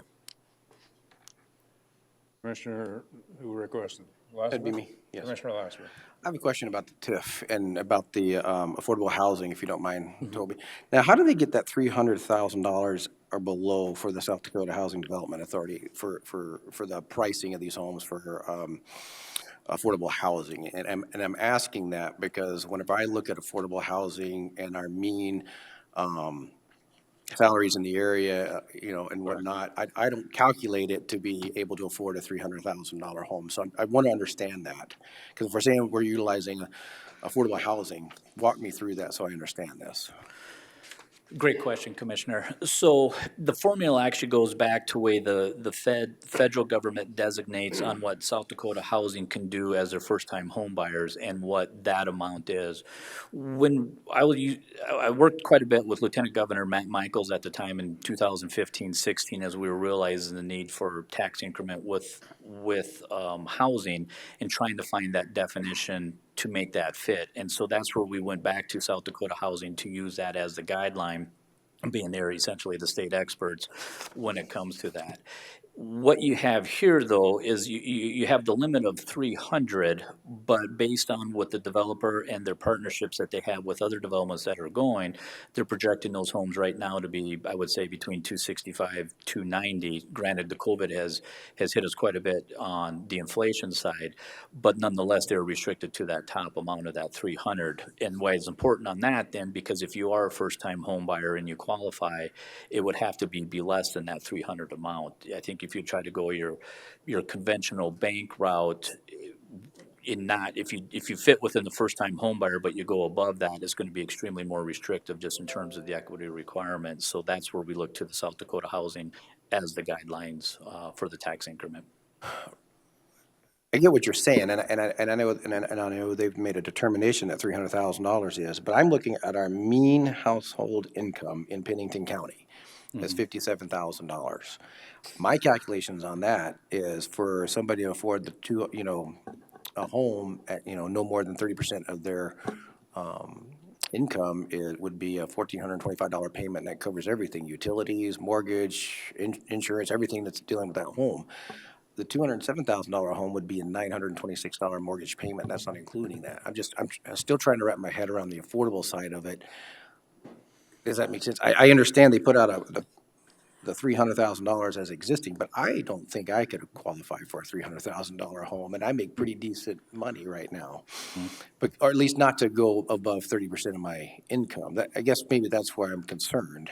If we're labeling it low income housing, or not low income housing, affordable housing to meet that criteria. Do you understand what I'm saying? Correct. I get it if there's different criteria for workforce housing and things of that nature. I don't have a problem. I'm just saying if we're labeling it as affordable housing.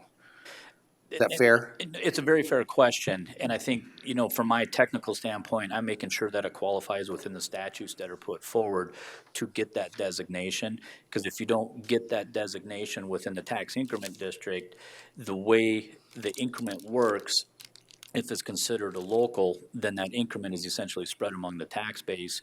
And for a very long, complicated answer, what happens is people's taxes will rise to offset that TIF. Whereas this case right now, the state is the one that's subsidizing the increment to make whole the school's general fund formula. So I do it to get the qualifications from the state to fit within statute. Then it gets down to the local level, and maybe I can have Andy explain a little bit where they see those sales coming in at. To get that word affordable. If you don't mind me just clarifying right before you step in there, Andy. So you're saying the state then covers the school school tax portion of this in this formula. It doesn't fall onto the county to make it whole. It's the state that makes it whole. The state essentially equalizes that TIF where it's held outside of the general fund formula that the school would fall into. So again, because the school aid formula takes a lot of twists and turns, the most important thing to say is the school's general fund is held harmless, and the fact that nobody's taxes will increase due to this TIF. If you have it as a local TIF, what happens then is essentially you have to take that increment and spread it among the tax base, so somebody's taxes would go up to offset that increment. Very, very few of those are done in the state. So that's why it's important to get the qualification or the designation of affordable housing, economic development, industrial, are the three exceptions. Okay. That was a great scientific explanation by my friend Toby here, but I'm going to tell you here's the reality. Pink Cabin is partnered with another developer who currently owns the land, who has a strong relationship to one local builder here who produces about 80 affordable homes a year. In my own opinion, they are the strongest, most effective, most affordable builder in the Rapid City and Black Hills region. They will build every home on this development. And so their market is at that affordable level. There is not another product out there that is more affordable. So we have the laws and the rules and the regulation that talks about that $300,000 limit. What I'm suggesting is this will be the most affordable home built within our market. That makes sense? Okay. And one more thing I wanted to note, I didn't mention earlier, with the exception of drainage improvements, all of the TIF money is used for offsite improvement. So none of that money is being used for any of the interior development work other than drainage improvements. So I think that's important to note. Chairman, Commissioner Adcock. is the outlining areas going to support what you're doing, meaning you're going to oversize? Is everything else around in that area oversized to meet the needs of what you're going to do in that development? That's a great question, Commissioner Hadcock. I do not know the full answer to that question. That is why we are providing the oversize to where we are, where it goes from here. Most of the new sewer service and water service will feed up to 1,800 acres north of here, where I don't think there's very much development. Right. And so that there may at some time need to be some trunk extensions made. Well, if the surrounding area, and Andy, if they cannot support a 18-inch and 12-inch oversized line, you're actually going to cause some more issues in the surrounding area with that oversizing if the rest of the area isn't oversized. It's oversized to meet the capacity, what the measured or future demand may be per Rapid Valley Sanitary District's recommendations. So you see the surrounding areas. I know yours is, but is the surrounding area, does yours tap into 18 and 12-inch lines? Yes, so we tie in the sewer down here, and I don't know the exact size, and I have a couple of my associates here that could probably answer that. We're tapping in down here Highway 44 to a line that's larger than what we're tapping into currently, to answer your question. So we're not taking a 21-inch sewer line and going into a 12-inch sewer line. We're going into a very large main. And Green Valley has, at this point, you said you're using Green Valley Water Services. Are they? Rapid Valley. This one says, okay, I don't know where I got that from. Longview Water Services. I think Green Valley's not too far away from here, though. Thought you had I don't know why I read Green Valley, maybe not. But yeah, Rapid Valley is providing the water. So I'd ask Longview one and of my Anderson. associates here. No, water connection to Green Valley. I apologize. Yeah, Brandon Foster with the site work specialist, we're coordinating on the construction side of it. So the sewer main's tying into the 42-inch Rapid City trunk main on the south side of Highway 44. Okay. The water line will be bored under the 44 and connect to Green Valley to tie Rapid Valley's whole system together. It makes the whole system better. And Green But Valley has the infrastructure put Rapid in Valley there? took that over a couple of Okay, years so ago. they oversized or did what they needed to do with the 12-inch line for the water. Okay. I'll just be up straight. Not really into affordable housing TIFs. Haven't been really into housing TIFs unless it had some commercial with it. Or in a couple of them, they've oversized, so we had water pressure fire flow. And that was in, if you look at the west side of Haynes, and they also created a park for people. So, to me, sometimes I understand we need affordable housing, but I think we need more subsidized housing than we need affordable housing. And maybe I'm wrong. I've been out of the loop because I haven't went and looked how many affordable and workforce they call it and different names so we can get TIFs. So for me, I need to look into this a little bit more before I vote on it. I'd like to see the infrastructure out there. I'd like to see what you guys are actually doing and what it's tied into. And like the man said, you are going into the sanitary sewer for Rapid City. 250 homes is a lot of homes to add to Rapid Valley. That's an area that doesn't have a lot of infrastructure already. It's a good thing to put infrastructure, but you're putting infrastructure of 18 and 12-inch sewer mains and lines into stuff that has no drainage in that area, no curb and gutter in that area. So I don't know what that impact would be. And I like it that you're wanting to improve it, you want to make something different, but you have a whole area before you that doesn't have any of that. How does that impact the surrounding area? Does that drainage impact it? Does that impact the roads in a little bit different on the east side of that development? What does that do to that when once you've oversized and made roads and more traffic in their area? Does that make sense? I guess I just need a little bit more time and information on some of this before I make a good decision on a affordable housing TIF. So the improvements along Longview and Anderson Road are really a reaction to the existing demand that is already there. Not only associated with this 120-acre development, actually it has potential to be 450 residential units, not 250. 250 is the conservative nature approach in calculating the TIF payback period. Right. 450 is actually the real number. So we're actually reacting to the already existing demand for improvement to the infrastructure out there in terms of the road network. And this also allows for those residents to connect onto the Rapid Valley services that they currently don't have the availability to tie onto. So they'll be doing tap fees, or how are they going to tie into if? Yeah, so there's actually currently, Rapid City has a water main out there that people can tie into, but it's very expensive. Right. And they're discouraging tying into that. They can tie in through fees with Rapid Valley Sanitary District. We did have a public meeting at their office. I think about 80 notifications were sent out. I think we had turnout of 27 to 30 individuals. That was their main question. Why is there another water line being put to an existing one? And that has to do with the differences of Rapid Valley and Rapid City, and I'm really not qualified to discuss what their differences are. Yeah. But they will be able to tie on, and I don't know the exact number, but it was a very low fee, and it's a better service in terms of the costs associated with the Rapid City. And Andy, you've always done good work, and you've always followed through, and I've told you that before with what you've done. I just need a little bit more time and more questions on some of that area before I decide that I believe affordable housing TIF needs to be done at, as you say, not 250, that pays for it, but 450 in that area. You're creating another, that Rapid Valley is a city inside itself. and we're creating 450 more houses in the city inside itself. Is that good or bad? I don't know. At this point, we have no infrastructure, I'll keep saying before, meaning all that drainage and all those issues we've had.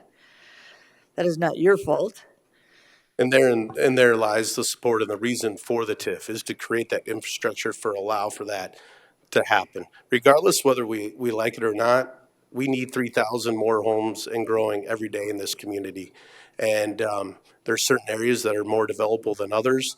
This is a fairly flat and developable area, happens to fall within the county and Rapid Valley rather within the confines of Rapid City. And you haven't had any supply problems, any workforce problems, anything like that that would make this TIF end up being longer than it is? Well, based upon the results of today's meeting, 21-inch sewer pipe's very hard to get, and I have it on hold. So based upon today, that sewer pipe may or may not end up its way here. We are able to get the materials necessary in order to make this happen. Yes, there are supply chain, there are inflation issues, there is COVID, there are mandates. These are things of our life today. We're managing our way through that. We do have a good project plan. We would see improvement happening on this as soon as the first of the year, and with the target of homes on the market by the end of next summer. Okay. And again, I'm not against it. I just need a little bit more information for me to decide that affordable housing is something that we need in Rapid Valley and 450 homes in that area. Very good questions. Thank you. Yep. Thank you, sir. Toby, anything else you have? If I may just add on to Commissioner Hadcock's concerns, the process that's before you right now is step 2 is step 3. We go through the planning and zoning, we have the public hearing, we make sure that technically we're within the confines of what the statute says. Here at the plan itself, we take and vet those questions even a little bit more, but before a TIF is ever really executed, to me, the most important ingredient comes down to what's called the developer's agreement. And within that developer's agreement, there's going to be some very strict language, much like we've done in the past, from the certification to meet county specs to everything to alleviate the construction concerns to ensure that it's completed to standards.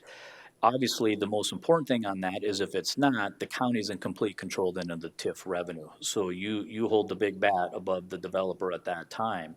You know, we could take, I think, some of Commissioner's concerns and maybe address them obviously in the developer's agreement.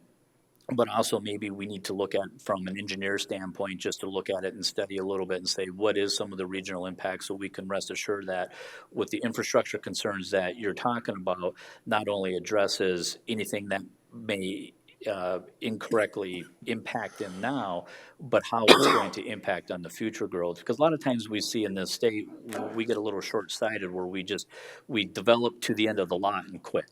But we don't think about the next ones coming down, and that was the intent of doing this. But I see your concern, Commissioner, that maybe, you know, if we look at the plan today, we address those concerns in the developer's agreement, because that's the contract. Are we doing, sorry, Chairman. Go ahead. Are we doing these in phases? Like, are we doing phase 1, phase 2, phase 3? And where do we have that surety, no matter what, since you start the infrastructure, that infrastructure, it wouldn't matter in between because we would have the oversize and everything done anyway. So if you made, not that you would, Andy, not really good roads that we'd have to take over and things like that, I've seen 2-year sureties, and you already know, Andy, in 2 years, you're not going to be able to tell if any roads or anything have issues. So in terms of the specific work associated with the TIF, yes, it would be phased, but it would be concurrent. So it would start, and it wouldn't do part of it and do the rest later. It would be a concurrent, continual process. So when I talk about that, that's the sewer mains along Longview and Anderson, as well as the water and the road improvements. We would start to see the sewer and water improvements happen early in 2022. So water's coming from the north, sewer's coming from the south. It would be get it to the point where it could start to serve the subdivision. The hope would be, and the sewer and water going in the ditches. Okay, so the road is improved after the sewer and water is done. It's not, they're not underneath the road. We can maintain the road, but then The sewer and water will be ran in the ditches. When that is complete, then the road work would begin. I would project by mid-2023, all of the infrastructure work would be complete. So basically, Andy, it makes sense. So you'd have to have the infrastructure in anyway to create those subdivisions to get the Correct, water yeah. and sewer to them. And this is actually there is an updated phasing plan. Here's Anderson Road, but we have to get sewer to this point, coming from the south of Anderson Road, to be able to serve the development. We have to get water down Longview and then coming, down to this point to start to serve. So the idea is we've broken it into phase 1 is actually the development along Anderson Road up to about here. And then phase 2, 3, and 4 are all in this general area. Each phase would encompass 80 lots. So with those phases, you're paying back the TIF by selling houses? Correct. And if those phases don't happen, they still are on the line for paying back? That is correct. No matter what? The way I have Whether it, you do phase 1, 2, 3, 4, you are still, Yeah, that's that guarantee that we get assigned as a developer and the owner of the TIF. Absolutely, we are on the hook for that.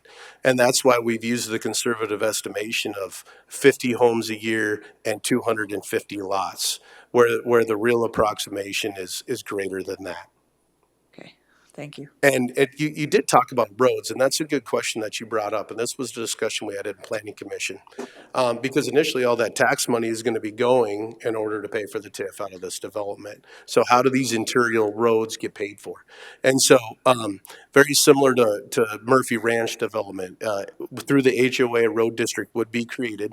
That road district would be responsible for the maintenance of the roads until at which time the TIF came off, and then they could create a road district. And then rather than, I'm sorry, I misspoke.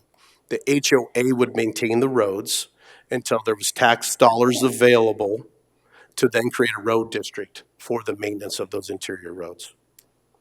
That makes sense? Which, Andy, we've got stuck in the middle of those road districts and those HOAs with who pays what, and if county should plow the roads and not plow the roads. And that's the idea between having the HOA maintain the roads and eventually creating that road district. It alleviates that concern, I think. We just have developers, once they've sold their properties, then there's no HOA, and then we get stuck with their issues, but I'll be up straight with you. Thank you. Anything further? I have a number of people that would like to speak Mr. on Chair. this. Commissioner Oskinek. I thought we'd discuss the base valuation today of the assessed value of the property as it sits today, and then what we're projecting in 20 years or 15 years. I think it's 84 million if I look right. yeah, when we looked at this and worked with Brittany, and the assessed valuation was, let me pull that back up here, currently, 97,000. 397,000 is current value.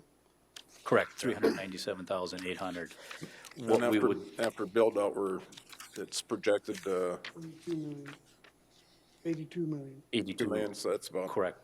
That'd be at a 15% mill levy, that'd be like 1.3 million in real estate taxes that the county would be able to use in the future. Just looking at the economics, looking at that side. It's like planting a tree. I won't give you shade today, but it'll come tomorrow. Okay. Anything else? Before I start calling people up? Nope. Thank you. Thanks, Andy. Thank you, Toby. Thank you. I've got Robert and Mary Anderson. Good morning, and thank you for giving us a chance to speak today. I brought in a... Just identify yourself and where you live. Robert Anderson, 3365 Anderson Road, Rapid City, South Dakota. I live directly across from the proposed development area. Last evening, a few of us neighbors got together hastily, and we jotted down a paragraph, which has all been passed to you, I believe.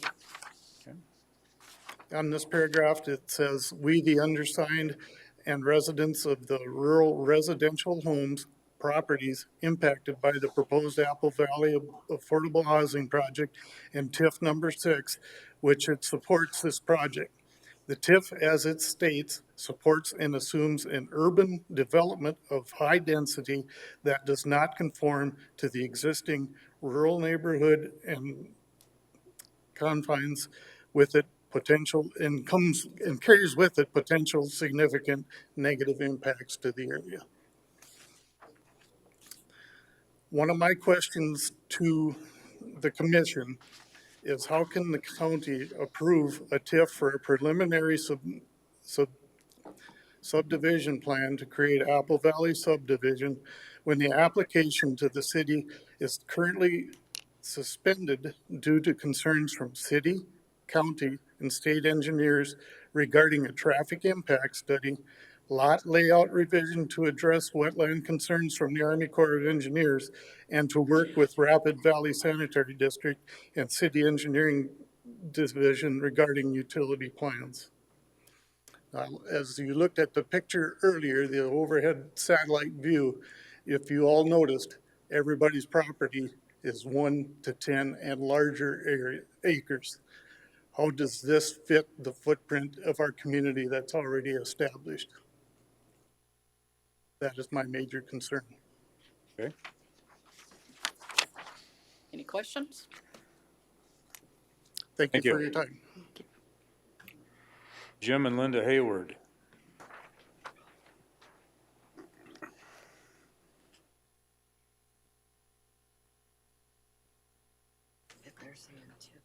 Morning.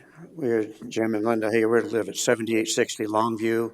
We are about a quarter mile east of this development on Longview. Our concern with this is with the livestock that's out there east of this development is.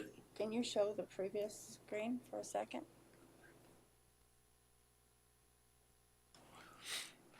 This one. Yeah. Of course, the green area is a proposed area. If you look at all the land surrounding that, you can see that the sizes of this property are quite large compared to putting this city inside of a rural agricultural area.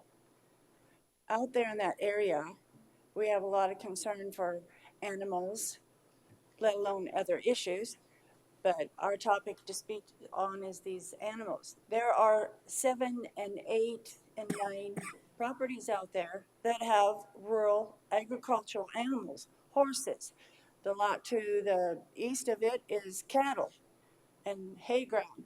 To the north has been cattle, and we have other animals as well. I mean, there's miscellaneous animals in all these smaller developments like chickens and cows and. There's a feedlot down in this area for the cattle that's out in this area.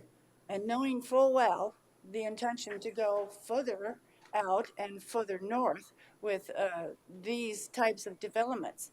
And so the things that happen out there on not a steady basis, but I mean, there's car accidents coming down near Longview Road. There's 2 properties out there right now that have fences tore down because of cars going off the road and sliding into the ditches, and animals get out. We have horses ourselves, and the complications with more people coming in is like fireworks as well. Our horses are locked up in a steel pen because of 4th of July every year. And New Year's Eve. They start shooting off fireworks, and we have to lock them up in pens and bringing 400 more homes in there to have more fireworks going off all the time is just crazy. We have our dogs. People have dogs, and a lot of them are scared of fireworks. And they won't even go out at night, daytime's fine, to do their business. We have to take them miles down the road just to be able to go potty or do whatever. This density we have over in this area, the Mesa View, that's known to be a drug area. We've had, for years, several years, we've had drug areas out there, problems.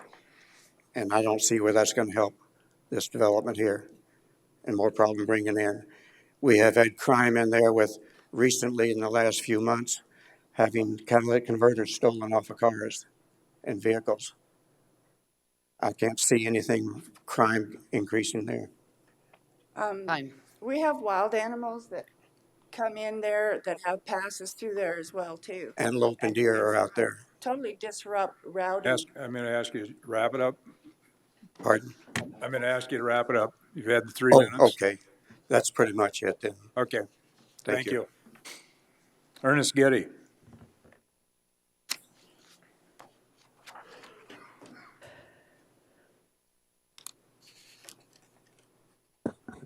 My name's Ernie Getty. I live at 3055 Carlin Street. Oh, this little mouse will work here. I live right here. I want to thank Commissioner Hadcock for addressing her concerns early on. I'm not against development. I got out here 50 years ago with a base. We were looking for our first home here. We found one, we upgraded. 40 years ago, I bought a lot out here on Carlin Drive because of its rural location. I have, our family has 3 1-acre lots. The Skull name is well known in our community. I know Jim Skull. My concern here is not with the development itself, but with its sheer size. I've been out of state since July. I was not apprised of this till a few days ago. I didn't receive any letter or any other communication that this was even occurring in my neighborhood. So my main concern here is the size and scope of this development. All of us in Rapid Valley, many of these people are speaking today. I've known them for many years. They're good people, and they value the peace and quiet of our neighborhood. And I'm hoping there's some room here to downsize this development significantly so it fits in with the neighborhood in general. Thank you. Thank you. Do you have any questions for me? Any questions? Sound good. Thank you. Thank you, Ernest. Tina Mullally.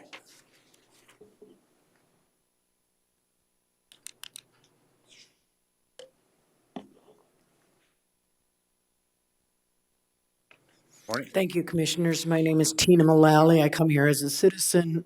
I live at 6390 Longview Road, which is a half a mile from this proposed development. I'm not against development, but I am against public-private partnerships.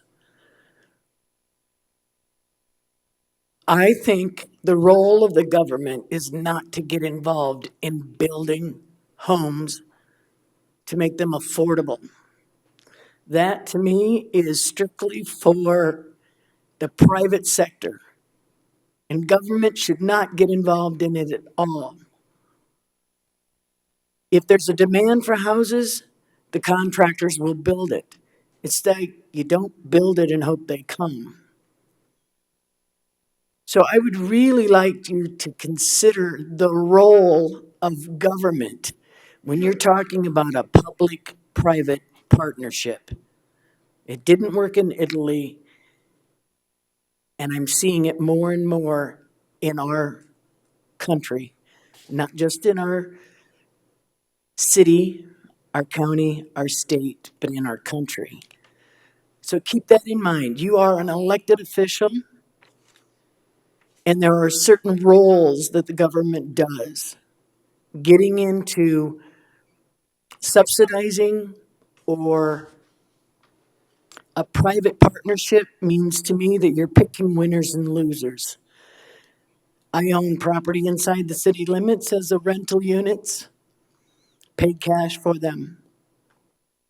Didn't ask the government even for a TIF in a blighted area to build affordable housing.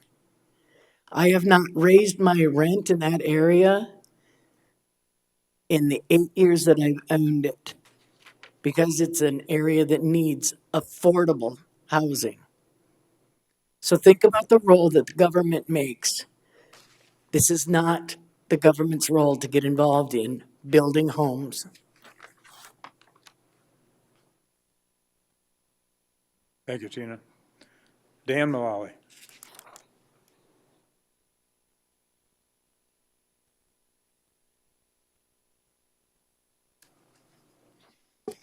Thank you, Commissioners. My name is Dan Mullally, and I live at 6390 Longview Road, which is on the corner of Carlin and Longview. If you know where the Joe's Sandblasting sign is, that's our house. And if you see the honey sign, that's us too, so come in and get some honey if you need anything. I do agree with Tina Mullally's comments on the role of government. However, you know, just talking about the TIF and the fact that this development is downstream of that TIF, so everything that happens after now is going to be what I've basically heard about that development. And this is a little bit of deja vu for me. When they put up Murphy Estates, I went around house to house, took a petition. 75% of the people were against it. Went to the county commission. I don't know if don't remember you guys, but it got delayed a little bit, and then we had one commissioner support it, but that's history. Murphy Ranch went in, but it wasn't quite what was promised, so one has to be careful here. And I did want to correct slightly what I think is misinformation. Longview Road does not need improvement now. I drive that road every day, several times a day, and so that's a detail, but I'll just mention that. So kind of getting to Ernie Getty's comment, this is a quality of life issue. And when you get to be as old as I am, quality of life is everything. We have horses, and if you do a few rough calculations, depending on how people are going to drive out of this area, you could be talking of thousands of cars a day going down Longview. Are we going to be able to ride horses now? I don't know. And the fireworks comment, it seems like a trivial thing, but if you live out there, and what you're going to do if this goes through is you're taking a little urban, or you're taking a rather large urban thing and plopping it down in the middle of this thing without the ordinances or the sheriff's department to be able to handle it. If people start and come out to my place around 4th of July or New Year's Eve, the county is powerless to control the fireworks, and that's going to be the same thing there. So I see I'm almost out of time. So before you vote, I urge you to vote, obviously not to do this, but before you vote, consider, are you representing future people and the developers, people that don't exist yet, or are you representing the people that live there now? I think there is a compromise. I would like to see that developed with some nice, bigger lots. So I will leave it there. Thank you. Any questions of Dan? Thank you, Dan. William Brady.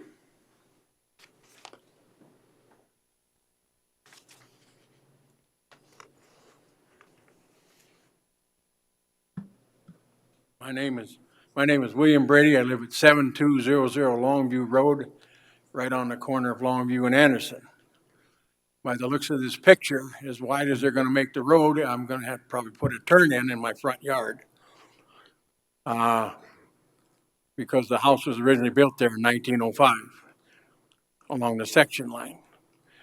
So I'm just wondering, if people miss the intersection, are they going to use my driveway and front yard for a turnaround? If they're going to widen this Longview, I would like to see them widen it on their side of the fence, because they're going to get all the results from it. So that's as it stands right now, and I thank you for your time. Thank you. Jennifer Wright.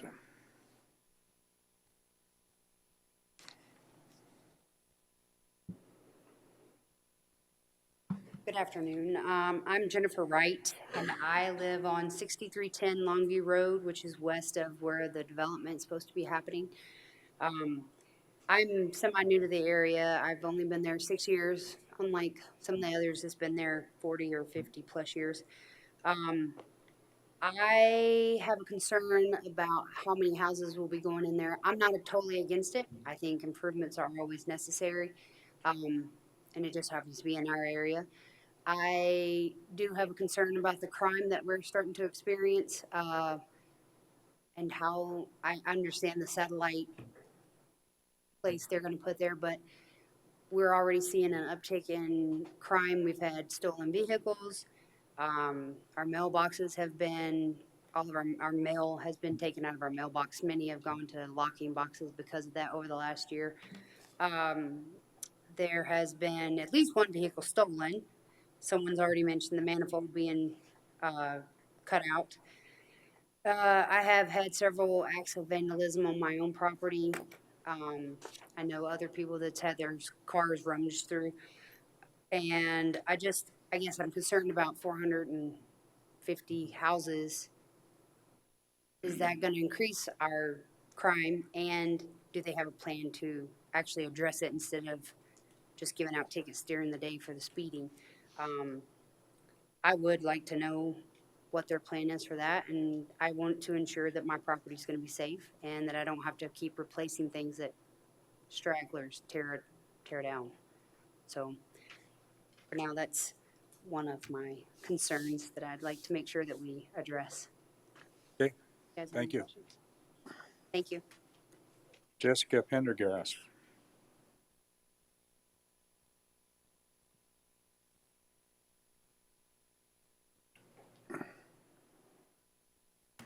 Good afternoon, Commissioners. Thank you for having me. My name is Jessica Pendergrass, and I live on Crane Drive. My husband, my 2 young boys, and I moved out to the valley from the city to have a smaller community feel where we feel safe to raise our boys. If this development happens, the reasons we have moved here will be completely taken away. The roads will get much busier and will no longer be able to be safe for kids to ride their bikes or walk. With more traffic, it will lead to more cars speeding down Longview and risk more accidents or possible pedestrians getting hit. So much speeding already takes place, as well as cars coming down the road and unsafe U-turns in my grass and in my driveway. With more traffic, that will go up. And with more housing, you're also risking more crime. Like Jennifer said, we already are dealing with it. So what will happen once more people start making their way out here? I have seen what developments do to small suburban areas, and it does not have a positive effect on the people that are already here. It changes the dynamic of suburban living back into the fast-paced, traffic-ridden nuisance that we're trying to escape coming out here. In conclusion, I would strongly recommend against the building of this development to preserve the community that is already here. Safety is a challenge as a parent in itself, and adding all of these other audibles will be something that is preventable by you and your choice to fund this development. Thank you. Thank you. Sherry Nutter.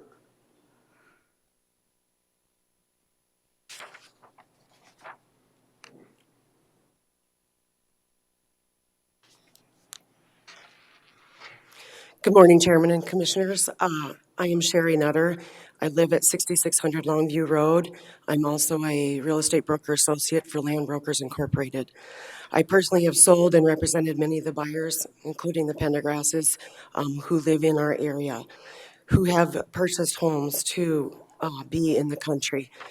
My husband, Tim Nutter, and I have lived at 6600 Longview Road since year 2000, so 21 years.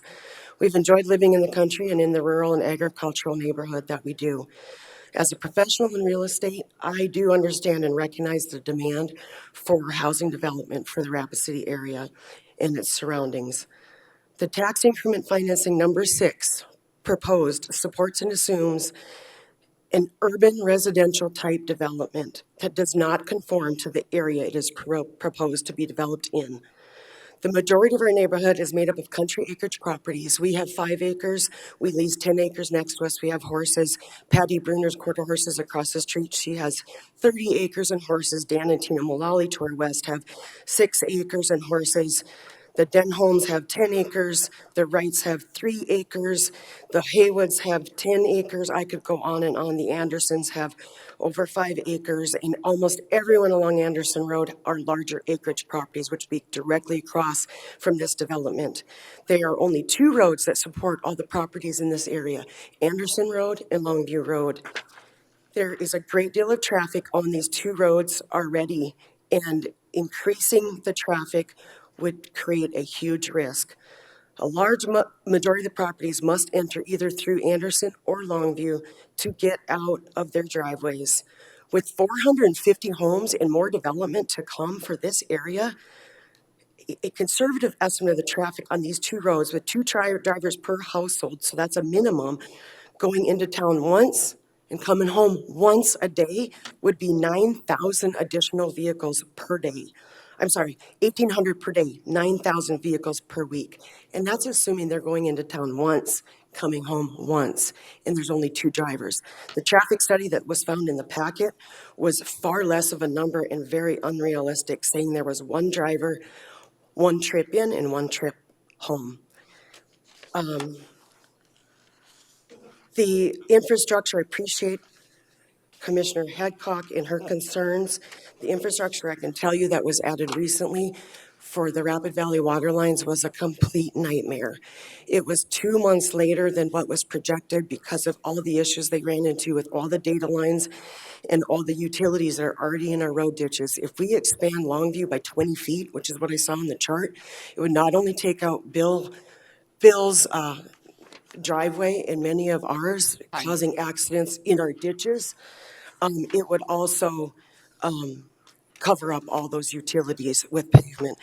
I will finish by saying that I do recognize the demand for housing in the Rapid City area.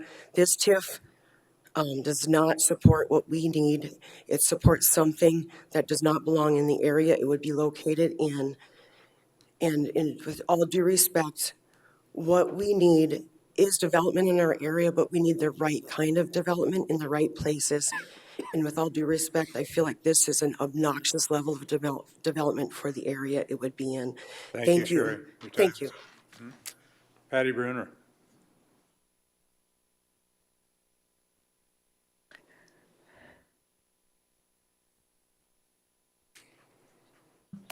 Hello. I'm not usually standing before you on issues such as this. I'm usually up here talking about 4-H and youth development and support. My hat's off to everything that everybody said so far, so I'm not going to reiterate a lot of those points, but quality of life has already been degraded by the traffic on Longview. It's a death trap. It's a death trap for animals and any people walking or bicycling. It's unbelievable. Mill levy is something that pops into my mind. I'm in the Douglas School District, and my mill levy is already higher than Rapid City. How is a development like this going to impact me as a taxpayer? The water issues is a whole nother subject, but you all know Hawthorne Ditch was shut down, and I can't begin to tell you that's how much that's impacted our area. Yes, water is being brought in, but that doesn't take away the fact that our whole water level has gone down immensely and impacted people's wells. Development, well, the crime and the traffic, they've already talked about that. Quality of life is I'm surrounded by wonderful people in the valley, and I'd like to keep it that way. Development's important. Housing is important. If this development needs to go through to the developers, how about increasing the number of acres to each unit and not put them in there like cracker boxes? How about giving them 1 acre? Maybe they want to do gardening. Maybe they want to have an animal of their own. Just a side thought. But thanks for your time. Thanks for the neighbors that show up. I wasn't able to make their meeting last night because I was spending my time in the barn with a sick horse and the veterinarian. And we have a veterinarian in the neighborhood too that also is a very supportive citizen and worried about this. She's the one that lost her pickup that was stolen. I was the one that had the vehicle rummaged through. All the years I've lived there, I've been in the valley since 1980, in my current residence since 1987. Never have had this happen before. So is that going to decrease? Just something to think about. Thank you. Back to the commission. Chairman, Commissioner Hadcock. are we in a hurry to approve this today, or do I have time to look at the water, sewer, and the drainage areas out there? I don't know if anybody else has that concern. I think the density is a lot for that surrounding area. Now looking at the map, do we usually put that kind of density next to almost 1 acre, 3 acre lots. I mean, I understand development. I mean, you're not gonna not make it happen. But when we go in everybody's districts, we always do 1 to 3 acre lots, or we do based on 10 acre lots, or we based on, and I'm not seeing that density the same on the left or the right of that development right now. So I think that's something to consider. Just a few things that I need to meet with the developer and some of the neighbors and kind of get some of those things, and maybe the water and sewer districts out there. Most of mine is usually infrastructure. People knew that from me from the beginning, but again, there's density. Do we have this in any of our other developments or in our areas that we are putting this kind of density in an area with 1 to 3 acres? I don't know. Maybe I understand the need for affordable housing. And then I don't understand the word, so I guess I don't know why I said it, because I keep hearing workforce, affordable, subsidized. Can't figure out which one's which. In this case, I understand it's like up to $275,000 houses. I think the timetable, Andy referred to it, he's got materials that are being held right now, so they're gonna have to make some decisions. Well, this is a big decision to put 450 houses in that kind of density for me to make a decision today on without all the information that I need to make a good decision. That's my point today. Let me ask Toby and Andy, if the decisions on this was delayed a couple of weeks, does that impact you greatly? Our preference is to move forward, but if that's what it takes, a lot of these questions have already been vetted and gone through with many different departments, both, because this is the interface of both Rapid City, Rapid Valley, and the county. Right. And we've been working very diligently on all of those issues, so I think most of the answers are available, whether or not you've had access to them or not. Commissioner Hadcock, I'm not concerned. So, yes, timing is of the essence. We would prefer to move forward. If that's the time required to move the project forward, to get comfortable with it, we can live with that. It could have long impacts on the overall construction schedule. That is true. So Andy, you were on a planning commission? Yes, ma'am, I was. Yes, and you have 1 to 3 acre lots, 10 acre lots, 40 acre lots surrounding your development. You're gonna put a density in there that doesn't match any of those lots around you, except maybe to the north and way to the east. I think the density matches the current zoning ordinance for the area. Okay, the current of what we want for future land use, or the current that they have in that area? I can't answer that. That would be a question for Brittany. You see what I'm saying? Yeah. I see future land use coming that way and it coming out, but right now it's not that density. So I'm saying, you've been a planning commissioner, you put that density in 1 to 3 acre lots around you, let alone if I had to live there, and I didn't expect my land to be like this forever. That's up straight. To think you're always gonna be like that is not reality. But also, you have a long ways if you look to the left and to the right before that density is coming at you until you hit your development. You got some to the north, it looks like, and way to the east, but the surrounding area is not. Then I don't know for sure on your oversizing, you have said that. And Andy, like I said, I've always trusted you in your things you've done, but I also know you have a planning commissioner and you would have the same thoughts as me. Because you vetted that with other people, doesn't make me comfortable because you did it. I need to do it myself. And you know that as a commissioner, I've always looked into the facts and the information and based it on that, not based it on because somebody told me that happened. The other thing is, did you have a meeting with the people out there? There was a notification put out for a public meeting, and I know that somewhere between 27 and 30 individuals did show up.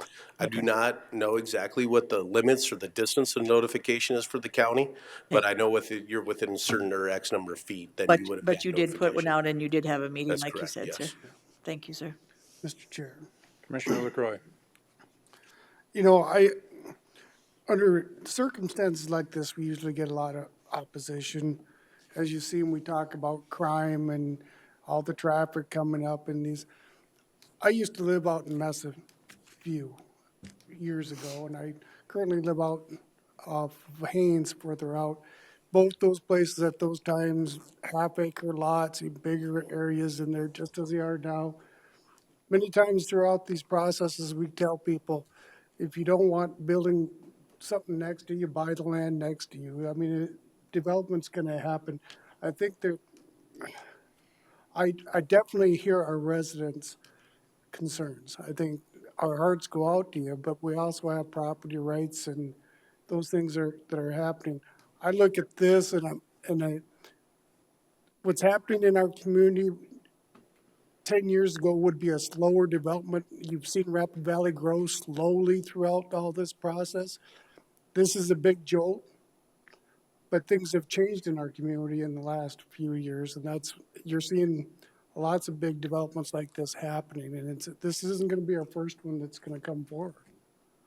You know, I mean, I definitely understand our residents' concerns, and that's why I asked about roads. How are we going to improve it to make less impact on them? Remember the last time you guys were here, you were instructed or said you were going to have that public meeting. You said you guys tried to. And so that's what I look at is how can we do the roads and minimize it as much as possible. I think Anderson Road traffic type stuff. But I just wanted to bring up those concerns. I mean, we have a housing shortage, and what happens is supply and demand. I mean, 10 years ago, when we had the recession, everybody stopped building, right, Andy? Yep. I mean, stopped development, stopped everything. Now, all of a sudden, affordable house is 300,000 when it used to be 120. And so, do I agree? No, I'm still stuck in the past too. I think a house should be $120,000 and $80,000, but it's not reality, and it takes two jobs to have a household, you know. But I do think, looking at these numbers, I think they're good numbers. But if one person wants, you know, if Deb wants to continue this for 2 weeks and it's not a problem, I don't see a reason why we couldn't in order to do it. But I'd probably like to hear what the other commissioners have to say if it's that big of an impact for you guys. Mr. Chair. Mr. Lester. I'd move to continue this item into the next county commission meeting, which is December 7th. December Actually, 7th. 3 weeks. Second. Got a motion and a second to continue until December 7th. Mr. Chair, Commissioner Oskinek. before we vote on that, could I have Brittany pull up Rapid Map? We're just looking at a very small area here. I think the reason this site was picked because there probably isn't that many potential sites that this would work. And I would like to see, there must be other major developments in Box Elder where you're talking 300 and 400 homes. And so until we meet that 3,000 based on 250, that's less than 10% of the inventory. I'm just trying to figure out where else, you know, the growth is going to go east because it certainly can't go west just because of the limited amount of private property in the Black Hills National Forest. So it's just common sense says we're going to go east. And I know there's some major developments in Box Elder and some of the stuff that Hanny's doing, and we're talking 100, 200, 300 homes. Some.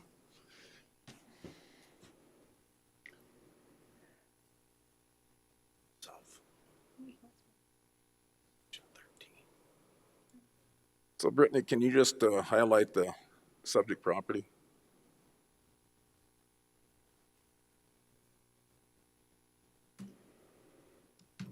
That's the density now in that area?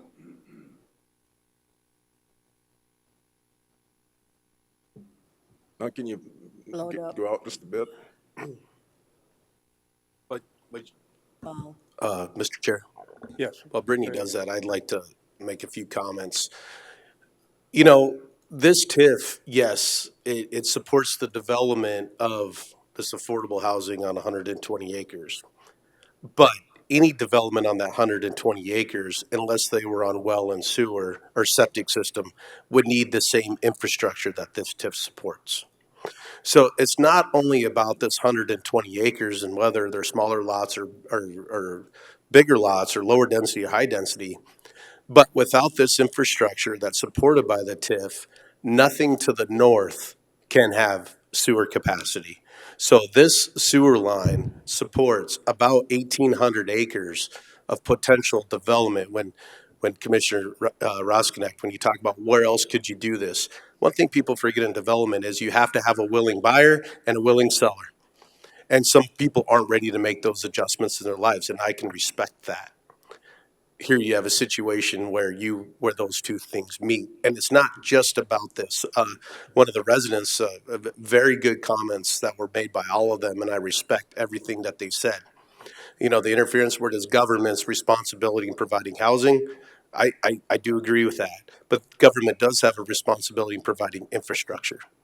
And that's truly what we're doing is providing infrastructure and trying to increase the response time of the sheriff's department through the portion of this TIF that does support the satellite office for the sheriff's department within this 120-acre development. So I think we're addressing that. So Chairman, Commissioner Hadcock.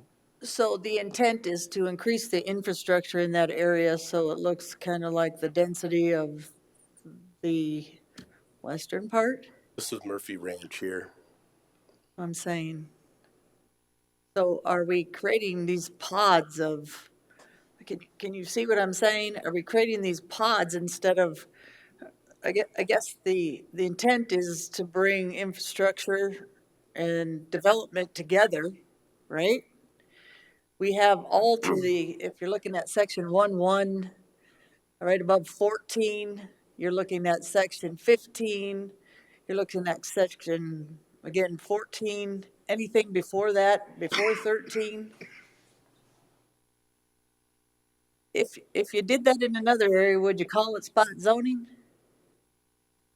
With the density you have?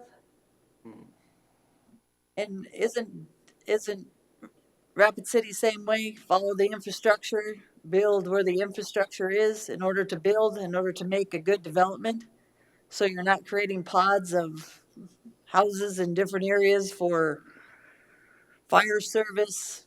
They asked me about the TIF, sheriff service, the other services that come out that are going further and further out.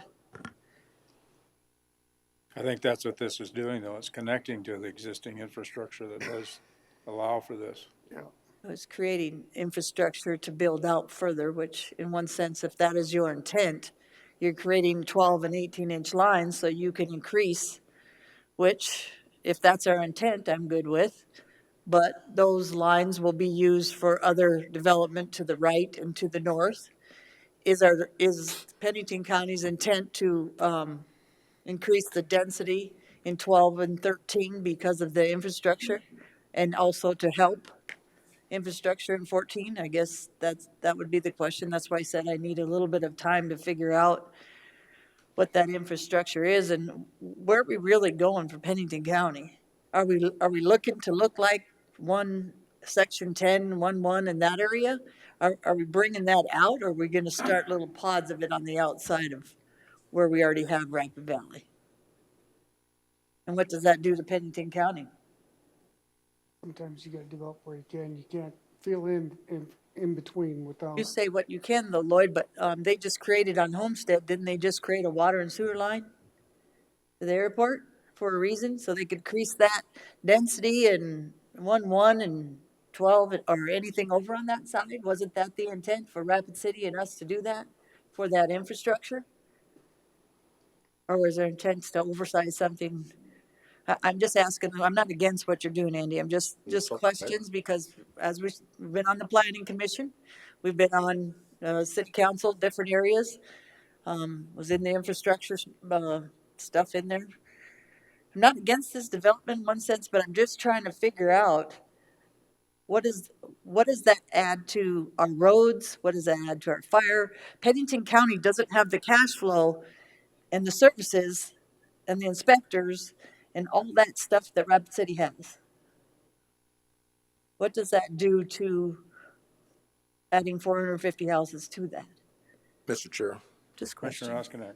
if Andy went out and hired a professional appraiser and asked them to do an analysis what the highest and best use of that property was, I'd be really interested to see what it is, because it's gonna be probably exactly what you're doing. Because you need that economy of scale to bring those unit prices down to what we consider affordable. That is correct. But, sorry. So we have a Pennington County Housing Authority. We gave them $2 million for a reason. I have to disagree with Tina on government has a role. We do Pennington County Housing. I'm not into the Section 8 as much. I'll keep saying that. I'm into the veterans, the elderly, and the disabled. So in that sense, we have a role. So we decided in government that we should create that because we could not get affordable, as we're talking about, workforce for those people to get what they needed to do in their lives to be able to afford something, a house or a place to live. So we're comparing this to that government should create a TIF for workforce housing because we have a shortage for people to come to Rapid City and have a house to live in. How many apartments and stuff? I guess I always have a lot of questions and I don't have a lot of answers because you cannot find how many apartments have been being built, how many TIFs, how many affordable housing workforce, because we got a different name for everybody. We've created these nonprofits and these for-profit agencies to help with affordable and housing. Again, I don't know. I haven't had the question answered. How many affordable and workforce and subsidized and different housing do we have going on to be able to support this? Elevate tells us one thing, but then again, I don't know, a lot of questions about, that's why I never really agreed with TIF housing. Because I really couldn't figure out the answers. It's not you personally or your TIF, Andy. I just could never answer the questions of what we're talking about. Infrastructure, where are we moving? What is Pennington County's role in infrastructure and building and what we do? And how does those services impact the taxpayers now? You're going to impact with 450 houses in your area. That's a huge impact in that area for a lot of services. So we're not Rapid City or Pennington County. Our budget isn't even we're about half of what Rapid City is in order to afford these services. So. Brittany, you got any comments relative to any of the issues that were talked about? Just a couple. Just recently, the Rapid Valley Sanitary District did expand their boundaries out to this area. So I think their intent is to provide water and sewer to these areas. So that was an expansion that was something that was done through their board and their organization. So their intent is to supply water and sewer to these areas. So that was done separate from any of us. When we did our comprehensive plan, I believe the future land use for this is low-density residential, which is half-acre lot sizes. When that was done, that was with the understanding that there was not infrastructure out there. So there wasn't the water and sewer, there wasn't the expansion of the Rapid Valley Sanitary District. So those are the only comments I have. That's the biggest change in this area that's happened prior to this. Okay, thank you. I have a motion and a second from Commissioner Laster and Commissioner Hadcock to continue this discussion until December 7th. Any further discussion by the commission? All those in favor of the motion indicate by saying aye. Aye. Opposed? Motion carried.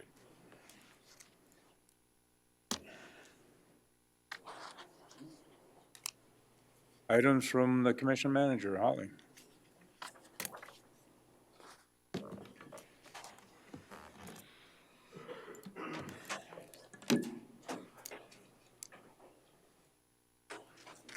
Commissioners, this is just a follow-up in regards to the discussion that we had at our last commission meeting about changing the start times of the commission meetings from 9 a.m. to start at 8 a.m. I did send out an email to the department heads asking for their feedback.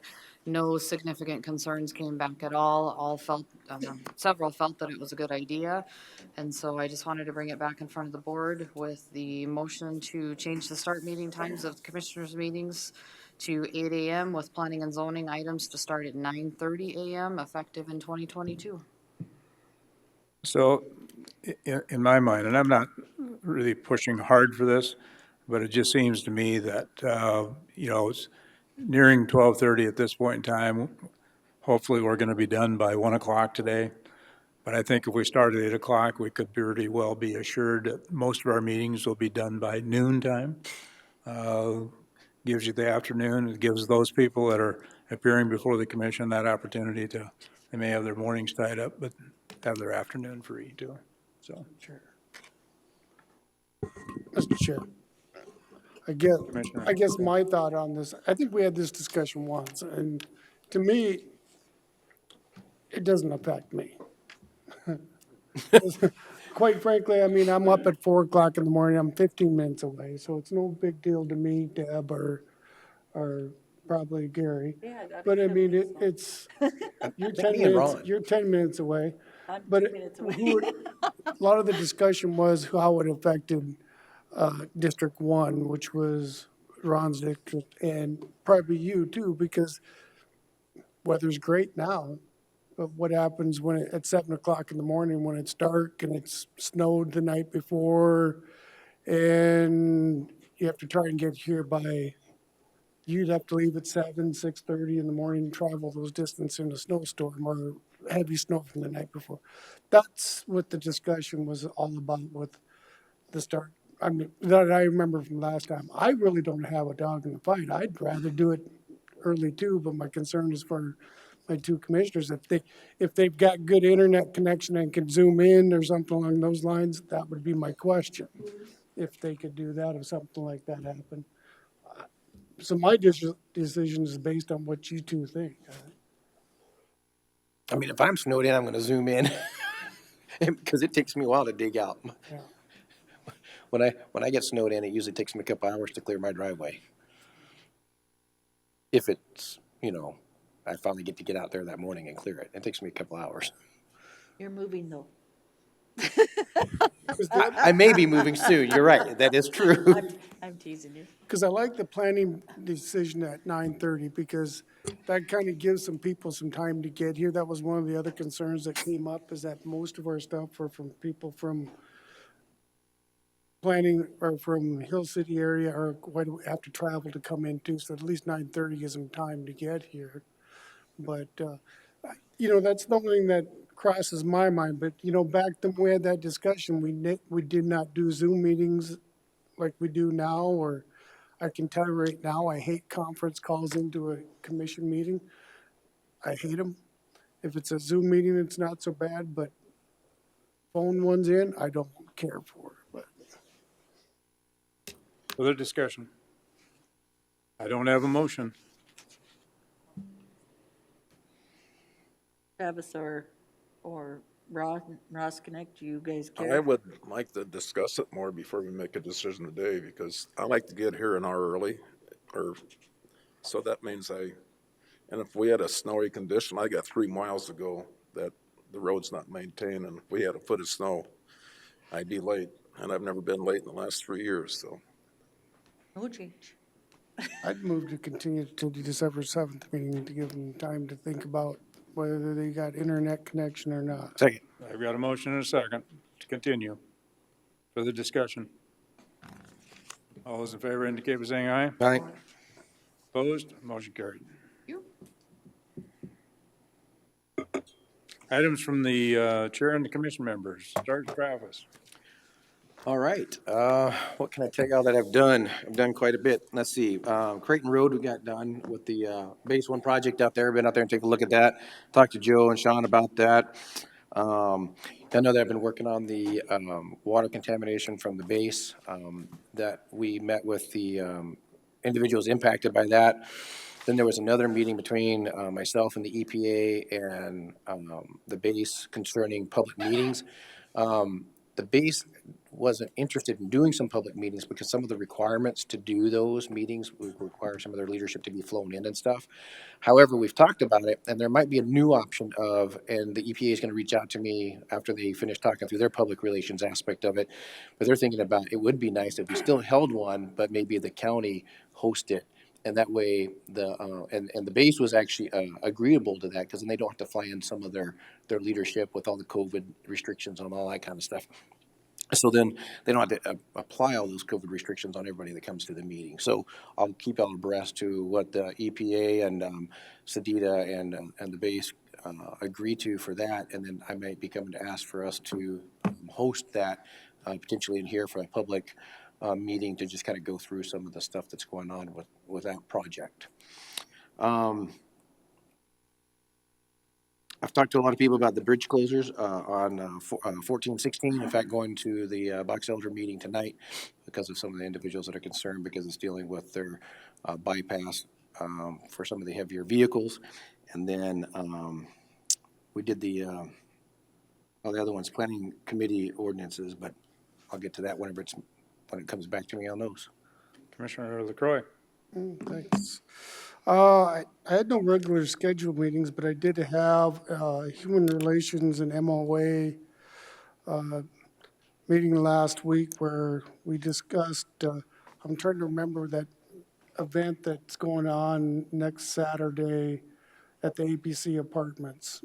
I seen Ron had sent emails and he was interested in getting some more information on it. It's a Friday, Saturday, Sunday event.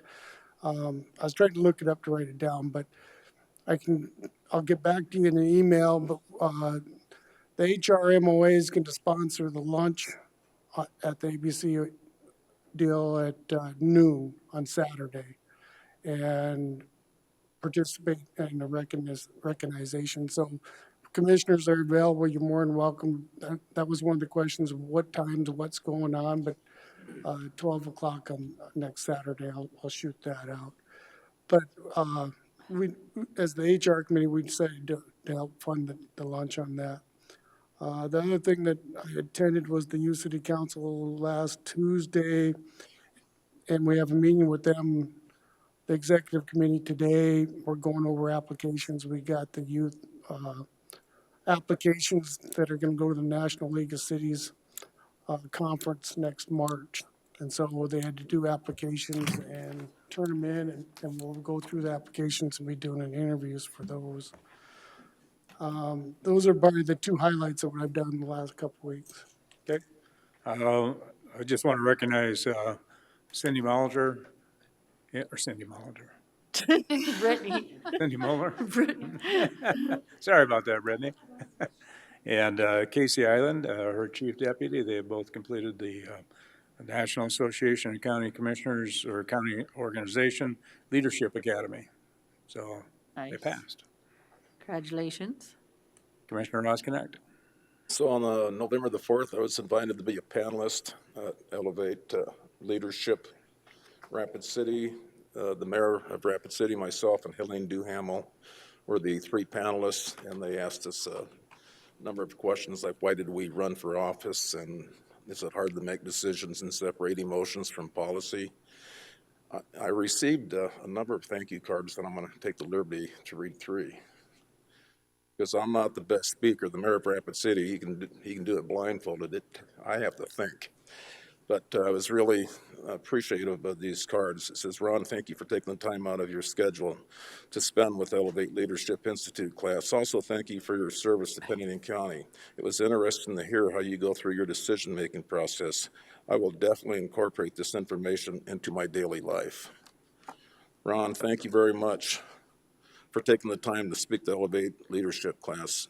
Your unique perspective was greatly appreciated by the class, and I appreciate your explanation on how you try to find balance in difficult situations. And the last one, now there's a lot of them, but this is just the three that Commissioner Ron, thank you for taking the time out of your busy day to come to speak with our ELI group. I found it fascinating to hear about your non-traditional government background. I really could feel your passion and energy towards your role. Thank you for your passion and your service to the people. So those cards made it worthwhile. That's all I have. Thank you, Ron. Commissioner Hadcock. Thank you. The building committee stayed for about an hour, and we didn't really accomplish that much. We need to revise and do some more stuff with that. So, yeah, mostly trying to figure out cash flow and some things for that. Still in progress. Planning committee, or I was not at that. I had some personal stuff going on. And the fire service board, we had at the EOC here. A lot of discussion on Pepper being going to HR, which is a positive. Pepper is an amazing lady. She works with the emergency management and our fire service board. So we're going to miss Pepper. And just a lot of the muster that goes on, meaning the certain areas where they do a lot of training and stuff. So always good information. Dustin gave us some different stuff on COVID in different areas. So great fire service board, but nothing over the top there. Okay, back to you, Ron, on committees. I wasn't here for the building committee. I was in Las Vegas losing my money, so I have nothing to report. Oh, Gary, one thing. Honesty. Yes, go back. Yes, Deb. I had a brain fart. Actually, the fire service board, I did ask them about their fire stations and stuff, and they're probably finding pins for their surveys and stuff, and finding people that actually can come out and look for it in like a month or two. So they have delayed them just by trying to find the pins and doing the surveys on those land that they want to put those fire stations on. So pretty crazy. Appraisers and surveyors are very busy.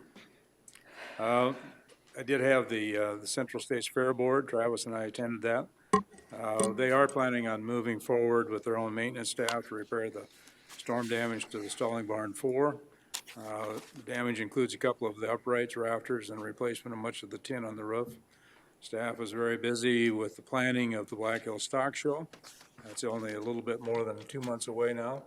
And the nominating committee is currently receiving nominations for potential new board of director members starting, which will be determined in March of 2022. Commissioner LaCroix. Oh. I could mention something I forgot. No, if you, earlier in the week, right afterwards, I did, Malcolm Chapman, Karen, Mortimer, and myself were on Focus a couple weeks ago explaining what human relation MOA is, a public-private partnership. And so, I just finally got to see it last week because it came on too late for my bedtime. So, but I sent it out to some of the commissioners. It's on YouTube, so if anybody's interested in learning what the Human Relations Commission and MOA is and what their purpose and where they're going, what they're doing, just YouTube it. I watched it at 10:30 at night. It was good. It was good. It was a lot of information, and bottom line, I think and most of us know that are not politically in those areas. It's about respecting each other, respecting what other people think. So it was good.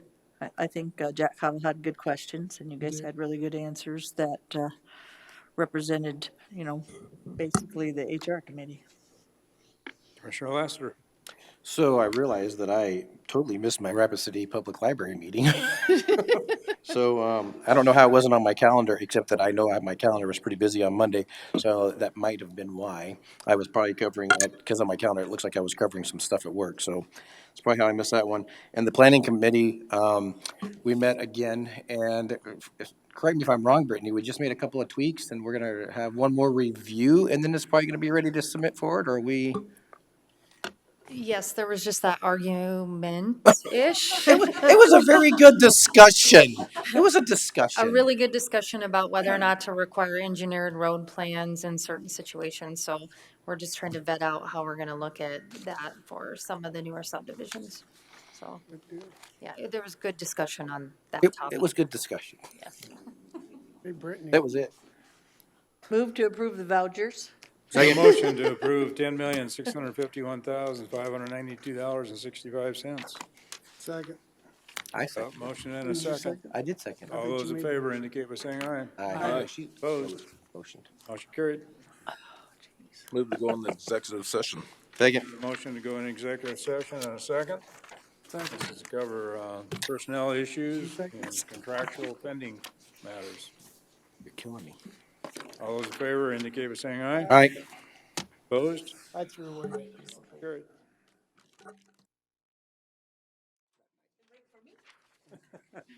I've got a motion to come out of executive session. Is there a second? And a second. All those in favor indicate by saying aye. Aye. Opposed? Motion carried. Need a Move to motion for adjourn. adjournment. And is there a second? And a second. All those in favor indicate by saying aye. Aye. Yep. Opposed? Motion carried.